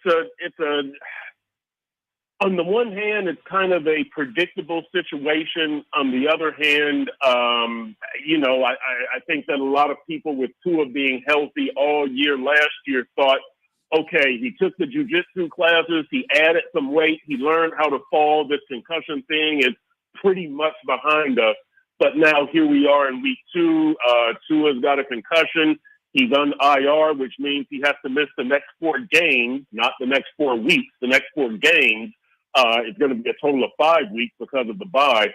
And then we're going to see where he is after that. There's no guarantee, of course, as we all know, that he's going to be able to come back this season. So, you just gave the guy $212 million, and here we are stuck in this kind of, I guess, state of question, really, is where we're at. Now, Chris, our armchair analysis from afar was the Dolphins will show us what they believe the severity of Tua's concussion is based on what move they make. And if they call it a starting quarterback, if they try to bring in a starting quarterback, then they think he's done for the year. Well, they didn't. They went and got a veteran, Tyler Huntley, who started a playoff game. We all know he went to a Pro Bowl despite throwing 2 TD passes. Should we then conclude that they think Tua is going to play again this year? No, not necessarily. Here's my deal on that. They almost had to promote Skylar Thompson from the standpoint of you had the entire offseason to get another quarterback. You had this big training camp battle between Skylar and Mike White and Mike McDaniel saying we're putting them both in difficult, stressful situations. And then when the first difficult, stressful situation comes up, you can't say we don't trust Skylar. We need to go out and get somebody else. You can't go out and get Ryan Tannehill. It makes a mockery and a joke of the whole system, right? That why didn't you get Ryan Tannehill before? So I think that when you get Tyler Huntley, as McDaniel said, it's a depth situation. However, to your point, McDaniel did later say, and then you let the competition play out on the field. So Skylar is not gifted this starting job, for the rest of the season if Tua doesn't return. It's kind of a, let's see how Skylar does. And one other interesting thing about Tyler Huntley, as you guys know, he's more of a running quarterback, right? He backed up Lamar Jackson, and their styles were similar. That's not what the Dolphins do under Tua or with Skylar. So this could be an acknowledgement by Mike McDaniel. I need to be a little more flexible. I need to have a quarterback who can move a little bit better than Tua and Skylar. So interesting dynamics in a few ways with this quarterback situation. All right, best case scenario, what's Skylar doing in your estimation, what's the best he can do in these 4 games? Well, here's another interesting thing. The best he can do is 2-2. And I've told you guys this before. My deal is if you're a backup quarterback in the NFL, you ought to be able to go 2-2 over a 4-game stretch. After that, you're probably going to be exposed or you need to improve greatly. whatever, but 2-2. But here's the thing: 3 of the next 4 games are on the road. And, the Dolphins under McDaniel are 7-10 on the road, and regular season 7-12 on the road, including those 2 wild card losses. So, and here's the other thing: if Tua is out for an extended period, 5 of the next 7 Dolphins games are on the road. And again, you're a below 500 road team, so the degree of difficulty goes up for Skyler or whatever quarterback is in there. I mean, they weren't a 500 road team when Tua was playing. It's really going to be tough now. Did the next 3 years for the Dolphins change because of last Thursday night? I mean, Chris, it would be organizational malpractice, wouldn't it, if they don't draft a quarterback as soon as they can next year in the draft, right? Correct. Well, and let's, if they don't make plans to have another quarterback, let's see how Skyler does. Maybe Skyler is adequate, but you're 100% correct. You've got to have a strong backup plan. If you go into the next even season thinking that Tua is going to play all 17 games, you're pretty much an idiot, right? Let's just put it out there. I mean, you just can't plan on Tua being around. This was a routine hit, as you guys saw. I mean, this is just he ran into DeMar Hamlin head first, and we saw the result of it. So, you've got to plan that you've got a starting caliber quarterback behind Tua for the rest of his career, the rest of the time that he's here with the Dolphins. 100% definitely. All right. How many times do the Dolphins need to run the ball on Sunday? Over, under 30? Ooh, well, if Devon Achane is the main guy, which it looks like he will be, I don't know how many times he can run the ball. He's a small guy. And remember, he had that ankle injury after the Jacksonville game that he carried into the Buffalo game. I'm very concerned about Devon getting too many touches and staying healthy. It wasn't a good formula last season when his touches were reduced. I don't think it'll be a good formula this season. I think really what they're going to have to do is figure it out game to game, whatever works that game. Maybe this game is running it. Maybe this game is throwing it to Jonnu Smith. Maybe this game you're able to get it to Tyreek and Jalen Waddle. But look, here's the deal that we saw what Buffalo and Jacksonville have done. You're keeping those 2 deep safeties, and you're taking away that long pass. If Tyreek gets a catch and run like he did on that 80-yard touchdown against Jacksonville, where you outrun the angle and you break a tackle, well, more power to him. If Jalen Waddle gets free for a 63-yarder like he did against Jacksonville, more power to him. But it's the good teams, it's going to look like Buffalo, where those guys get a combined 10 targets. Neither of them gets close to 100 yards. And then how are you going to win? I mean, the book is out on the Dolphins and how to defend them. It's how are they going to score offensively? And it's up to Mike McDaniel to, yes, you're missing OBJ, Odell Beckham Jr. You're going to miss him, but, you've got to figure out what is Raheem doing this week, Achane this week, Jonnu Smith, Durham Smythe, and you've got to mix and match and find that winning combination. I'm not sure it's going to be, run the ball 30 times every game, because quite honestly, their run game isn't that good. And let's face it, Chris, Mike hasn't done that yet as a head coach. I mean, in the last 2+ years, have we a few days later said, you know what, give it up to Mike McDaniel. He won that game. I mean, I'm not going to compare him to a Don Shula, but there are other coaches who can figure out a way to get the horse into the barn on a weekly basis by winning with what they have. He's been a one-trick pony for 2 years, hasn't he? Amen. I've been preaching that, and Dolphins fans have been unloading on me because they just want to celebrate the good times. And I point to that 1-6 record last year against playoff teams, 3-12 record overall against playoff teams. And that's not including the Buffalo game.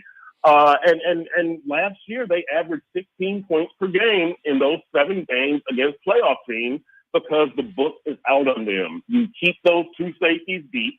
You prevent Tyreek from hurting you, and this team can't score. And Mike McDaniel needs to figure something else out with this offense. That you've got all this talent. You had, 5 offensive players go to the Pro Bowl or whatever it was. You've got to figure out another way to score aside from Tyreek. I mean, my big thing has always been this offense is about 2 things, Tyreek and the threat of Tyreek. And they've got to find out other effective, consistent ways to score. There's no doubt there. And that's why I went back to running the football, because that's what McDaniel was. I mean, that's what he was brought up on. And I think between the rookie, I don't know how healthy Wilson's is, but between Achane, you got to see a lot of running backs. And you've got to approach that 30 rushes if you're going to have a chance with Skylar Thompson. Yeah. And you know what? And you make a very good point, because look, you stacked all this talent at running back, right? Among Raheem Mostert and Devon Achane and Jeff Wilson and Jalen Wright. You stacked all this talent at tight end among Durham Smythe and Jonnu Smith and Julian Hill. Put these guys to work, right? I mean, make these guys work. But why do you have all this talent if it can't score, if it can't chew up yards, if it can't do what you need it to do to keep drives going? So, yeah, you do have to find a way to utilize the running back and tight end position. And when OBJ gets back, the slot receiver position, because that's another position that you fortified out of a need to diversify the offense. So, yeah, they have got to use that running back position effectively. And if it's, with receptions or runs, or even runs, inside runs, whatever you have to do, you've got to maximize that position, because you devoted so many resources to it. You can't just let it go. Well, we got about 30 seconds, maybe even less. Don't they have to do what the Packers did last week with Malik Willis? Just look at the offensive line and say, boys, we are running it 40 flipping times, and if you're not successful, we're going to get our butt kicked. It would be nice if they could do that. They did have some decent inside runs against Buffalo, and Ed Oliver is a stout inside defensive lineman. Seattle is tough inside, but I agree. They have to at least try. If it doesn't work, that's fine, but pound that ball, at least try.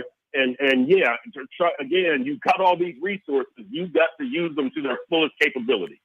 Chris Perkins covers the Dolphins and writes columns for the Sun Sentinel, sun-sentinel.com, and he joins us every week at this time. And you can follow Chris on X at Chris Perk, P-E-R-K. Chris, safe travels to Seattle. We'll talk next week. Thanks. All right, guys. Thanks. Miller and Moulton.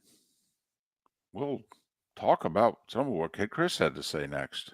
The world-famous cigar bar started as a neighborhood place in downtown Fort Myers, and now it's a brand, a destination, with 4 locations. The original place, Henry Street, Fort Myers, Gulf Coast Town Center, on Southeast 47th Terrace off the Cape Coral Parkway, and the Lounge on West 1st Street in Fort Myers. A place to go, whether you just need a relaxing drink and a smoke after a tough day at work, or a place to go celebrate. From relaxation to celebration, the world-famous cigar bar. American Paint Supplies, for nearly 30 years, is your one-stop shop for all your coating needs. If you are a designer, a contractor, a professional painter, or a weekend warrior, American Paint Supplies is the place where experts go to get expert solutions. At 6100 Shirley Street in Naples off of Pine Ridge, American Paint Supplies delivers the best solutions with the best products with the best support. Meet Gene and his team today at American Paint Supplies. Call 239-566-2700. That's 566-2700 or online at AmericanPaintSupplies.net. Gentlemen, as your wife mentioned getting new flooring, but you don't want to go through the hassle, well, go see the Floor Meisters in Naples next to Costco. They understand your time and money are important,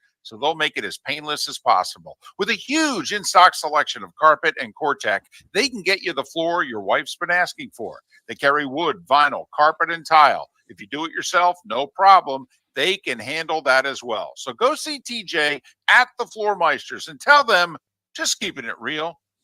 At Physical Therapy and Balance Centers, our goal is to help you love your life.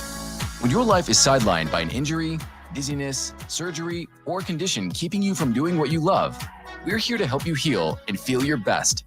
Our therapist evaluation will determine the root cause of your health challenges, resulting in a unique treatment plan customized just for you. Visit www.physical.com to find your nearest location and see how we can help you love your life. This is Miller and Moulton.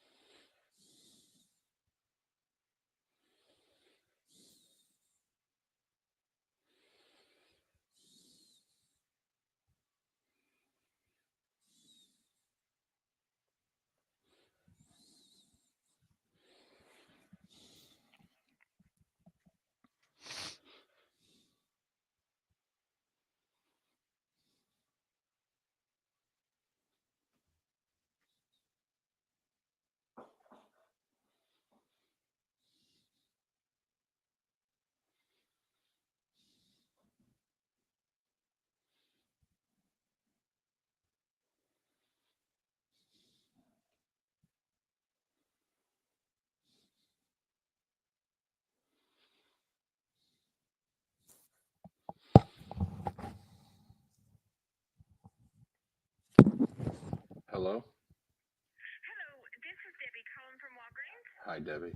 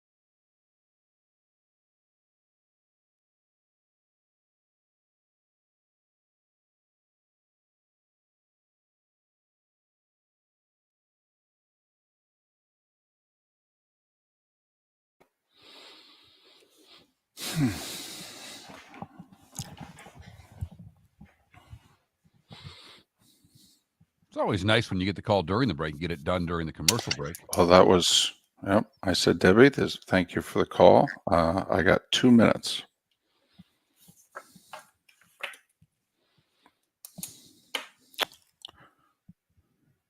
She sounded like a Debbie. Very helpful, though. So.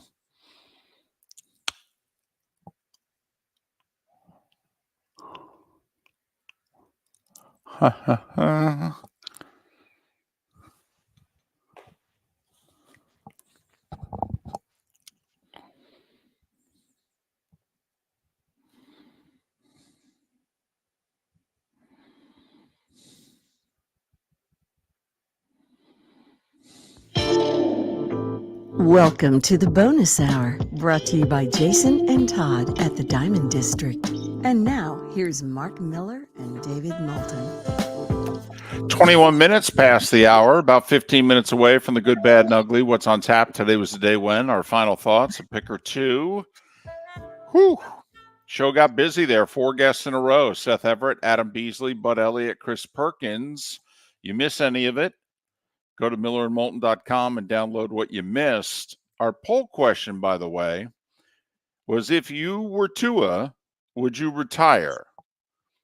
Mark would like to amend that and say if you were mid-20s Tua, because most of us voting, we're guessing, are not in our mid-20s, so you need to be in that mindset also. But if you were Tua, would you retire? And Mark, it's almost 2-1.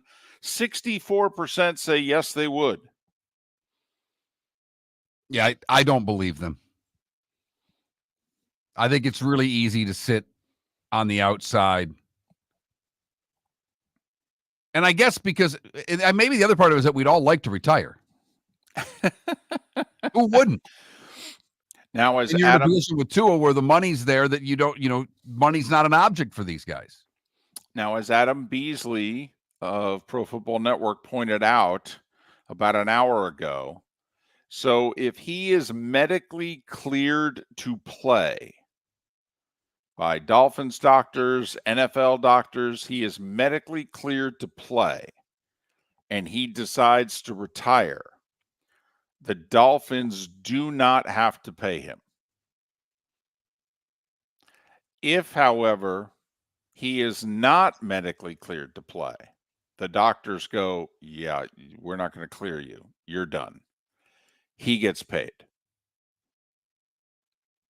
Now, Adam said it'd probably be a fight, with the whole if they cleared him and he doesn't want to play, he would still want money. And he said it could get really ugly, Players Association, everything involved. But it's pretty clear cut right now that the Dolphins would not have to pay him if he's the one deciding to retire, not the doctors telling him he's done.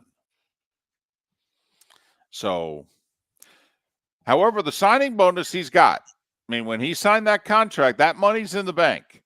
So even if he decides to retire and he's not going to get the $100+ million coming, my understanding is he gets at least the initial part. You get into that Barry Sanders part. I was going to say, wait a minute now. Didn't the Lions go back and sue Barry Sanders for his signing bonus? They did, because he only played 2 of the 6 years under the contract, and they said to Barry, you owe us 2/3 of the signing bonus back. Right. The Lions also did something like that, I think, with Calvin Johnson. Right. Which caused some bad blood that has only recently been resolved. So I'm not sure if that signing bonus is his. Keep that as an interest-bearing account and not touch it. Make sure right. Make a little money off of that money.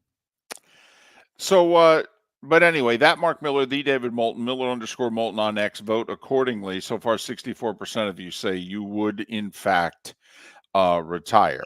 All right. You just gut feeling. At Seattle, home for Tennessee, at New England, at Indianapolis.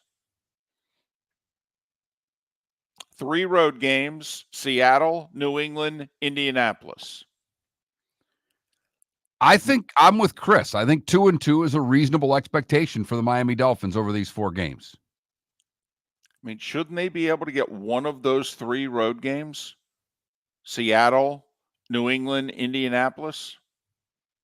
Shouldn't they? In theory. And then win the home game against Tennessee? By the way, in between game 3 and game 4 is the Dolphins' bye. So in between a Sunday game in Foxborough and a Sunday game in Indianapolis is their bye week. Now, Tua is ineligible to play, but just saying. And then, Mark, I mean, in theory, if they can go 2-2, they're home for Arizona. With Tua back in the lineup. Possibly. Well, in theory, right. I mean, if we're working this scenario, it's 4 games. He comes back, and you've got Tua back for Arizona. So, I got to admit, it feels lost to me. It feels as if they're done. I know it's 15 games, and they can go 2-2. They can come back. They can beat Arizona, lose at Buffalo. They're 4-4. Then they got a game against the Rams. The Rams look as if they're just, although by then both receivers should come back, but I don't know if Stafford can survive until that game in mid-November. Then a home game against the Patriots, home game against the Raiders, which won't be easy. I mean, you could see where, they could do what Green Bay did at home last week, blah, blah, blah. I don't know. They're not built for a backup quarterback, if you know what I mean, David. A backup quarterback system, to me, the right system is what the Vikings run. Run the football, play action, then go to the receivers. Not timing throws in small windows. I just don't think this is a team that's built for a backup quarterback. I mean, I think there are certain teams a backup can step into and feel very comfortable. Skylar Thompson doesn't seem to feel that comfortable to me in the Miami Dolphins system. And listen, you and I said pay Tua. We did. We were on that wagon. We've been on the Tua train throughout. But we both also said, were they doing giving McDaniel that long-term extension? And wouldn't you, as a Dolph fan right now, see, to me, now we find out if Mike can coach. I mean, when your stuff's working, okay, hell, just about anybody can coach, right? I mean, Richie Kotite won 11 games with the Eagles and won a playoff game. Buddy Ryan didn't even win a playoff game with the Eagles. Rich Kotite came in and won a playoff game. This is where I want the guy who's the run coordinator for the San Francisco 49ers to look at this offense and figure out how you're going to run the ball. Right. That's what I want. And I keep harping on the same thing, and I did it with both Adam and with Chris Perkins, but come on. Seattle's given up $150 on the ground a game in 2 games. You've got to run the football. You have to make it easier on your quarterback, not harder on your quarterback. Pat Kerwin comes on the show twice a week. What was he talking about yesterday? All the rookie quarterbacks, all the pass attempts they've made, and yet no touchdowns. And I know Skyler's not a rookie, but he's a backup. And I think along the same lines with him as I do with a rookie quarterback. Make it as easy as you can on him. And I just don't know if the Dolphins will. Seattle with a chance to get off to a 3-0 start. Who'd have thunk it when Seattle went to Detroit for Monday Night Football at the end of September? It'd be the Seahawks with the better record.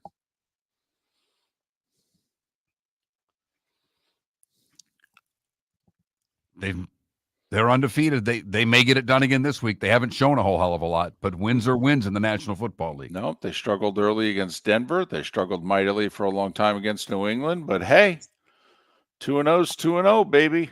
It's all that counts in the NFL. And now they get a break. They get the Dolphins without Tua. Right. They're looking at it completely differently than the way we're talking about it. They're looking at this going, you've got to take advantage of this game on the schedule. This is a game that you didn't think you were going to win. Now it looks like it's a must win. But our poll question, if you were Tua, would you retire? Yay or nay? 64% of you say, yep, I would. What I thought was most interesting about what Chris Perkins had to say was, don't think they're married to Skylar Thompson. This could just be a placeholding thing until Tyler Huntley knows 60% of the plays. Which is an indictment on Chris Greer for keeping him as a backup quarterback then. Totally. We were all for signing Tua. You and I were not for Skylar Thompson as a backup. Nope.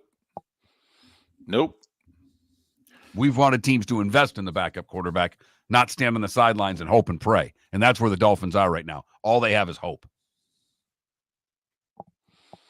Oh boy, hope doesn't get you a lot of wins. No, it doesn't. Good, bad, and ugly. What's on tap? Today was the day when. Some final thoughts. It's all coming up.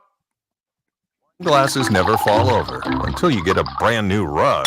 Oh, no! Ketchup bottles act normal till you're wearing a new shirt. Oh, you kidding me? And rocks slide peacefully on the road till the day you get a brand new windshield. Then they fly up off the road and attack without mercy. That's why new windshields from Glass Doctor come with our windshield protection plan. Unlimited repairs and one replacement for 12 months. Don't just fix it, protect it. Glass Doctor. A neighborly company. The Cape Coral Police Department is growing. They are currently looking for police officers and are offering a $10,000 signing bonus to newly hired officers. If you desire a career in law enforcement, or if you are already in law enforcement and thinking about making a move to a better agency, think Cape Coral Police Department. If you're looking for a police department that is committed to excellence, that invests in the highest level of training, state-of-the-art equipment, and some of the highest compensation in all of Southwest Florida, then the Cape Coral Police Department is for you. Visit capecops.com. That's capecops.com. Visit Jason and Todd at the Diamond District. When you enter the Diamond District, you will quickly discover what makes Jason and Todd so unique to Southwest Florida. Within the walls of the Diamond District, you'll find many of America's top jewelry designers who have chosen the Diamond District as their authorized representative in Southwest Florida. Takori, Fana, A. Jaffe, Veragio, Christopher Designs, Shy Creations, Henri Darcy, all names synonymous with excellence, and all proudly showcased at the Diamond District. Mark Miller for Molly Maid. Why Molly Maid, you ask? Trust. Moulton was a customer for 15 years. Affordability. Didn't I just say Moulton was a customer for 15 years? Worry-free services. Our professional house cleaners are fully insured and a 24-hour warranty. Call Molly Maids today at 239-774-5839. That's 239-774-5839 or online at mollymaid.com/FTMYERS. That's mollymaid.com/FTMYERS. This is Miller and Moulton.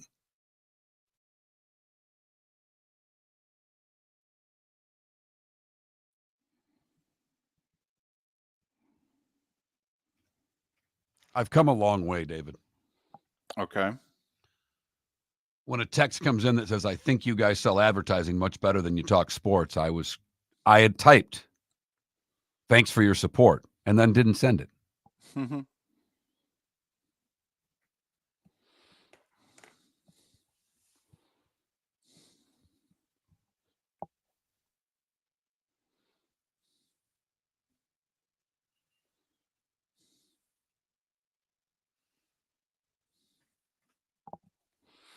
You could respond and say, well, to be brutally honest, if we had to be better at one than the other, that's the one we need to be. Yeah, good point.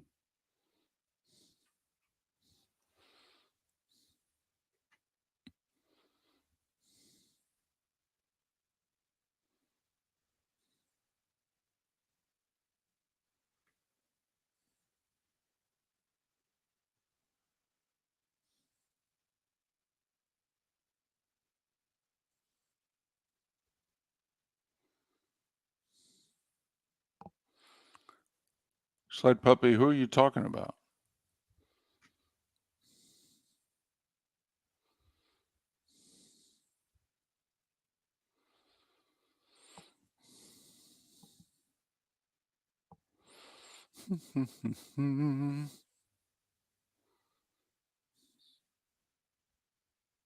Gotcha. Thank you.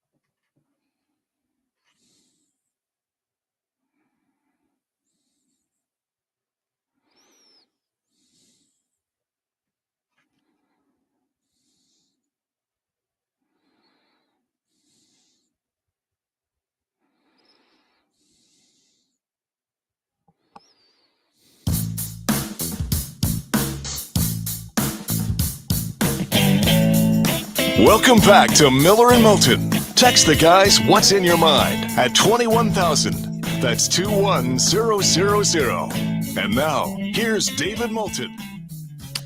22 minutes till the top of the hour, the home stretch of Miller and Moulton on this hump day. Thanks for getting over it with us. We appreciate that. Coming up on the show tomorrow, little this, little that. Roy Cummings talk Bucks. Alex Golish, the football coach of South Florida, they're hosting the Canes. Dr. Roto to answer your fantasy football questions. JP Shadrick to talk about what in the world is going on with the Jags. Man. Or, as we like to call it, Trevor Talk on Miller and Moulton. Right. Whew. So that's the show tomorrow. If you thought today's show was jammed, that's just tomorrow's show. More guests on the American Paint Supplies hotline, Mark. That's how we roll. It's that time again, nearing the end, but not quite there yet. Here's Mark Miller with Today Was the Day When. We start in 1793 today, David. GW was busy again. That's George Washington to the rest of you. He laid the cornerstone of the Capitol building in Washington, D.C. Today in 1837, Charles Lewis Tiffany and John B. Young co-founded a stationery and fancy goods emporium. It would be renamed a few years later Tiffany and Company. Whatever came of them? No idea. Today in 1851, the New York Times starts publishing. It was 2 cents a copy then. The CIA came into existence today in 1947. It was established in July by President Truman, but it officially comes into existence today. Today in 1964, The Addams Family premiered on ABC. There was a TV show before all the movies, kids.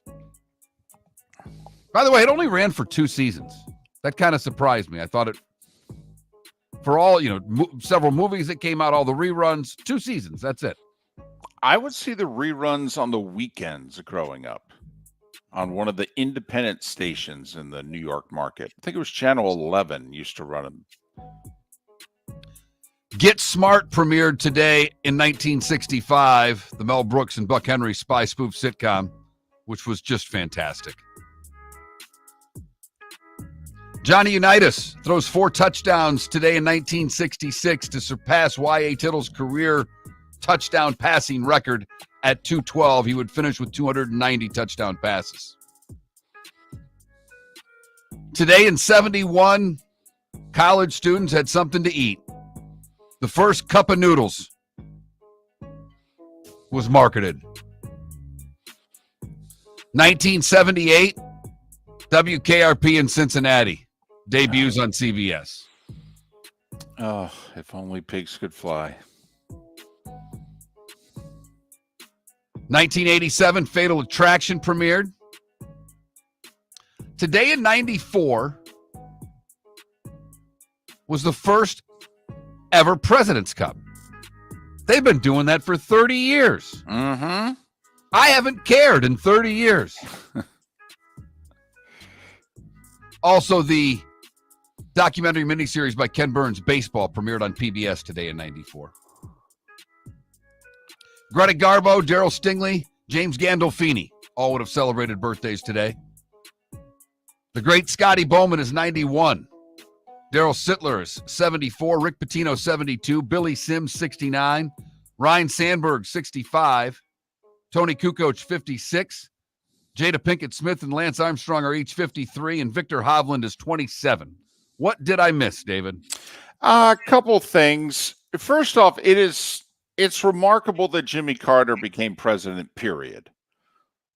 Plains, Georgia, the whole thing. And obviously it doesn't happen without the, Watergate, Nixon, the whole deal. But here's why it's also remarkable. On this day in 1973, Jimmy Carter filed an official report saying he had seen a UFO. And he then became a major party's nominee for president and won the election 3 years later. I mean, do you know the ridicule you'd face now? But man, that whole Watergate thing, they just, he says he's seen a UFO. Nah, whatever. We got bigger fish to fry than that. So I just, thought that's an interesting historical tidbit. They captured Patty Hearst today in 75. Okay. She had been, a year and a half. She had been kidnapped from her apartment February 74. During the next 18 or so months, she went from a victim to, some would say she was still a victim, but, she put a gun in her hand and shot at people and what have you. And some people didn't take that kindly. So they captured her today in 75. Time to see life a little bit differently. Here's Mark Miller with the good, the bad, and the ugly. What do you got, Mark? For the good today, we go to Duluth, Minnesota, where a cat named Drifter got out. The indoor feline became an outdoor cat and went missing. They thought the cat was gone. The daughter had hung up posters and searched across the city without luck.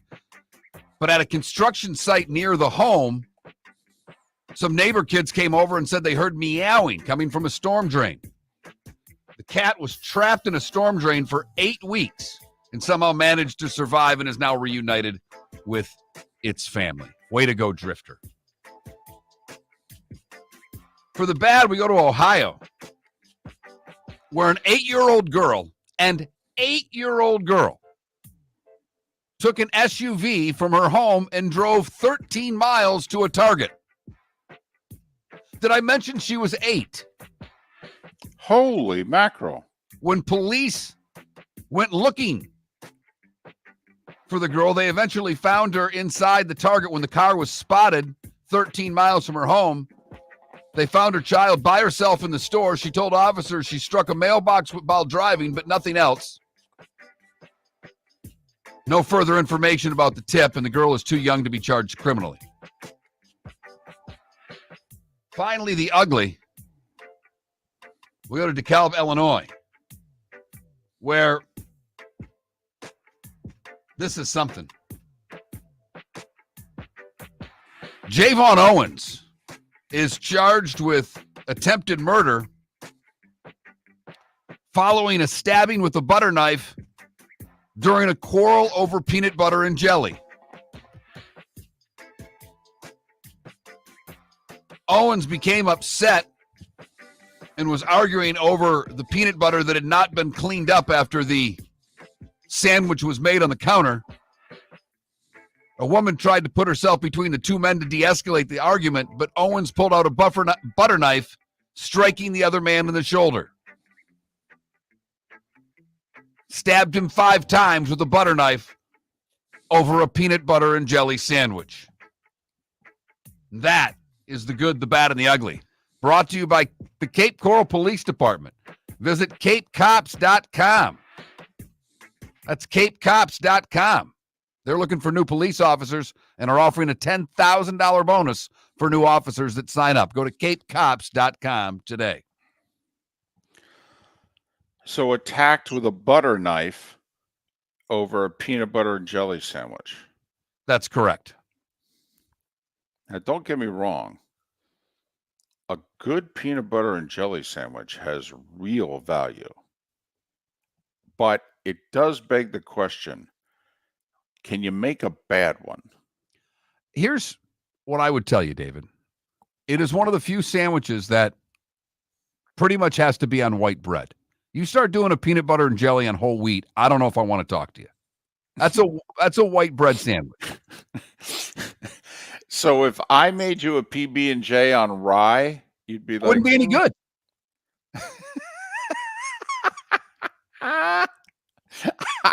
All right, I've got to do an investigation.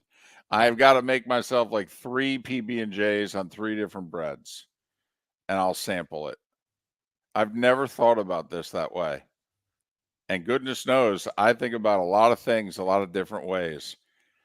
On the flight home from Philadelphia last night, I did Major League Baseball, NBA, and NHL realignment on my phone in the notes section.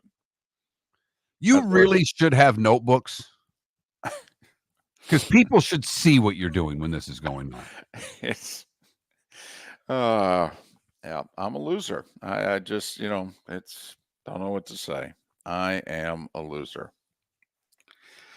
Mark, double up on the cheeseburgers, okay? It's National Cheeseburgers Day. I know you made cheeseburgers yesterday for dinner. Just do it again. And you say, it's National Cheeseburger Day. Like you don't like having cheeseburgers again. You want to know what's in my mind? A cheeseburger, and you're eating it. Buddy just texted me and said, you can screw up a PB&J if you go a little too heavy on the jelly. Okay, you say so. So we got like 3 afternoon baseball games today. That's it. I mean, some involve the Cubs are still mathematically alive. The Diamondbacks tied with the Mets. They're the 5th and 6th seeds. Arizona actually the 6th seed because the Mets have the tiebreaker. And the White Sox, Mark, trying to be the worst team of all time. They're playing late this afternoon with the Angels. But Rays are home for the Red Sox. Marlins are home for the Dodgers. And Braves need to start gaining some ground on the Mets. They've lost 3 in a row here. Wrong time of the year to lose 3 in a row when you're fighting for a playoff spot. They're in Cincy. And the Mets are home. Last, quote, easy game on the Mets schedule, Mark. They host the Nats. After that, it's 4 with the Phillies, 3 with the Braves, and 3 with the Brewers. This is what we talked about with the Tigers a week or so ago when they had that series against Colorado, and we're like, man, they got to sweep it. They lost the finale. But they got 2 or 3 from the Orioles. They have. They're guaranteed 2 or 3 against the Royals. Right, but look where they'd be if they had swept the Rockies. I know. That Rockies loss, since they don't own the tiebreaker against the Twins, man, that'd be a tough one. Play this well down the stretch, finish tied with the Twins, Twins make the playoffs, and you're sitting there going, if we just could have swept the Rockies at home. So we'll see Guardians and Twins, Tigers and Royals today in those series as they finish things up for the 3 gamers. And Baltimore better pick it up here in the rest of this week because, I mean, the thought was the Yankees-Orioles were going to play in the Bronx final week of the year, and that was going to decide the East. Yankees are 4 up. Baltimore better gain some ground here in the next few days, or those games are going to be window dressing. Yankees bullpen's gotten really good here recently. I just think they got worn out. They get used a lot. Boone rides a bullpen hard, even harder than Girardi, I think. So they've kind of been going with 6 starters, also trying to, they've now kind of taken Stroman out of the rotation. They're narrowing it down here for the playoffs. Playoffs are going to be wide open. Completely wide. The Dodgers pitching is a total mess. There's nobody the Dodgers could go to the World Series and the Dodgers could lose to anybody. Honestly, they throw batting practice. I mean, they just lost 11-9 to the Marlins. The 2 games they lost to the Braves, they threw batting practice. I mean, they do not have good starting pitching right now. Maybe the best lineup in baseball, but their starting pitching is a crapshoot. I don't know how you win in October with pitching like that. Who do you trust besides the Phillies in the National League? And do you trust the Phillies? I do trust the Phillies right now. I do. But, don't get me going the whole best of 3, best of 5, as we know. Didn't we have a 5 seed against a 6 seed? Or something like that? Or 2 years ago? 2 years ago, we had a 5 seed against a 6 seed in the NLCS. Last year, the 84-win Diamondbacks went to the World Series. Year before that, it was the 86-win Phillies. I mean, Baseball desperately needs a 1 seed to get to the World Series. They really do. They need the Yankees. Let's be honest. That's who right now are holding off Cleveland for the 1. That's what baseball needs. They need the Yankees in the World Series. Wouldn't suck.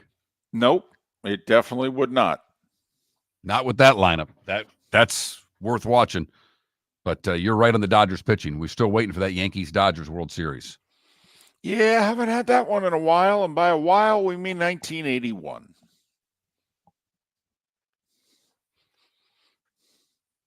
Miller and Moulton. Great show lined up tomorrow. Roy Cummings, Alex Golish, Dr. Roto, J.P. Shadrick. Join us then.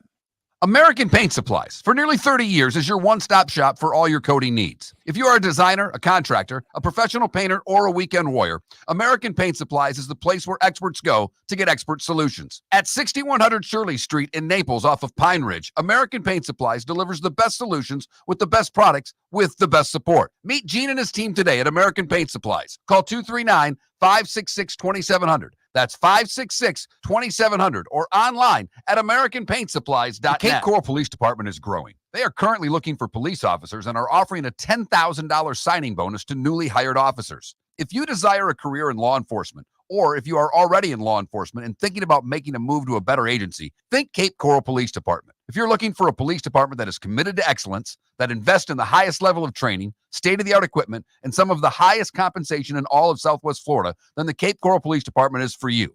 Visit CapeCops.com. That's CapeCops.com. Gentlemen, as your wife mentioned getting new flooring, but you don't want to go through the hassle, well, go see the Floor Meisters in Naples next to Costco. They understand your time and money are important, so they'll make it as painless as possible. With a huge in-stock selection of carpet and Cortec, they can get you the floor your wife's been asking for. They carry wood, vinyl, carpet, and tile. If you do it yourself, no problem. They can handle that as well. So go see TJ at the Floor Meisters and tell them, just keeping it real.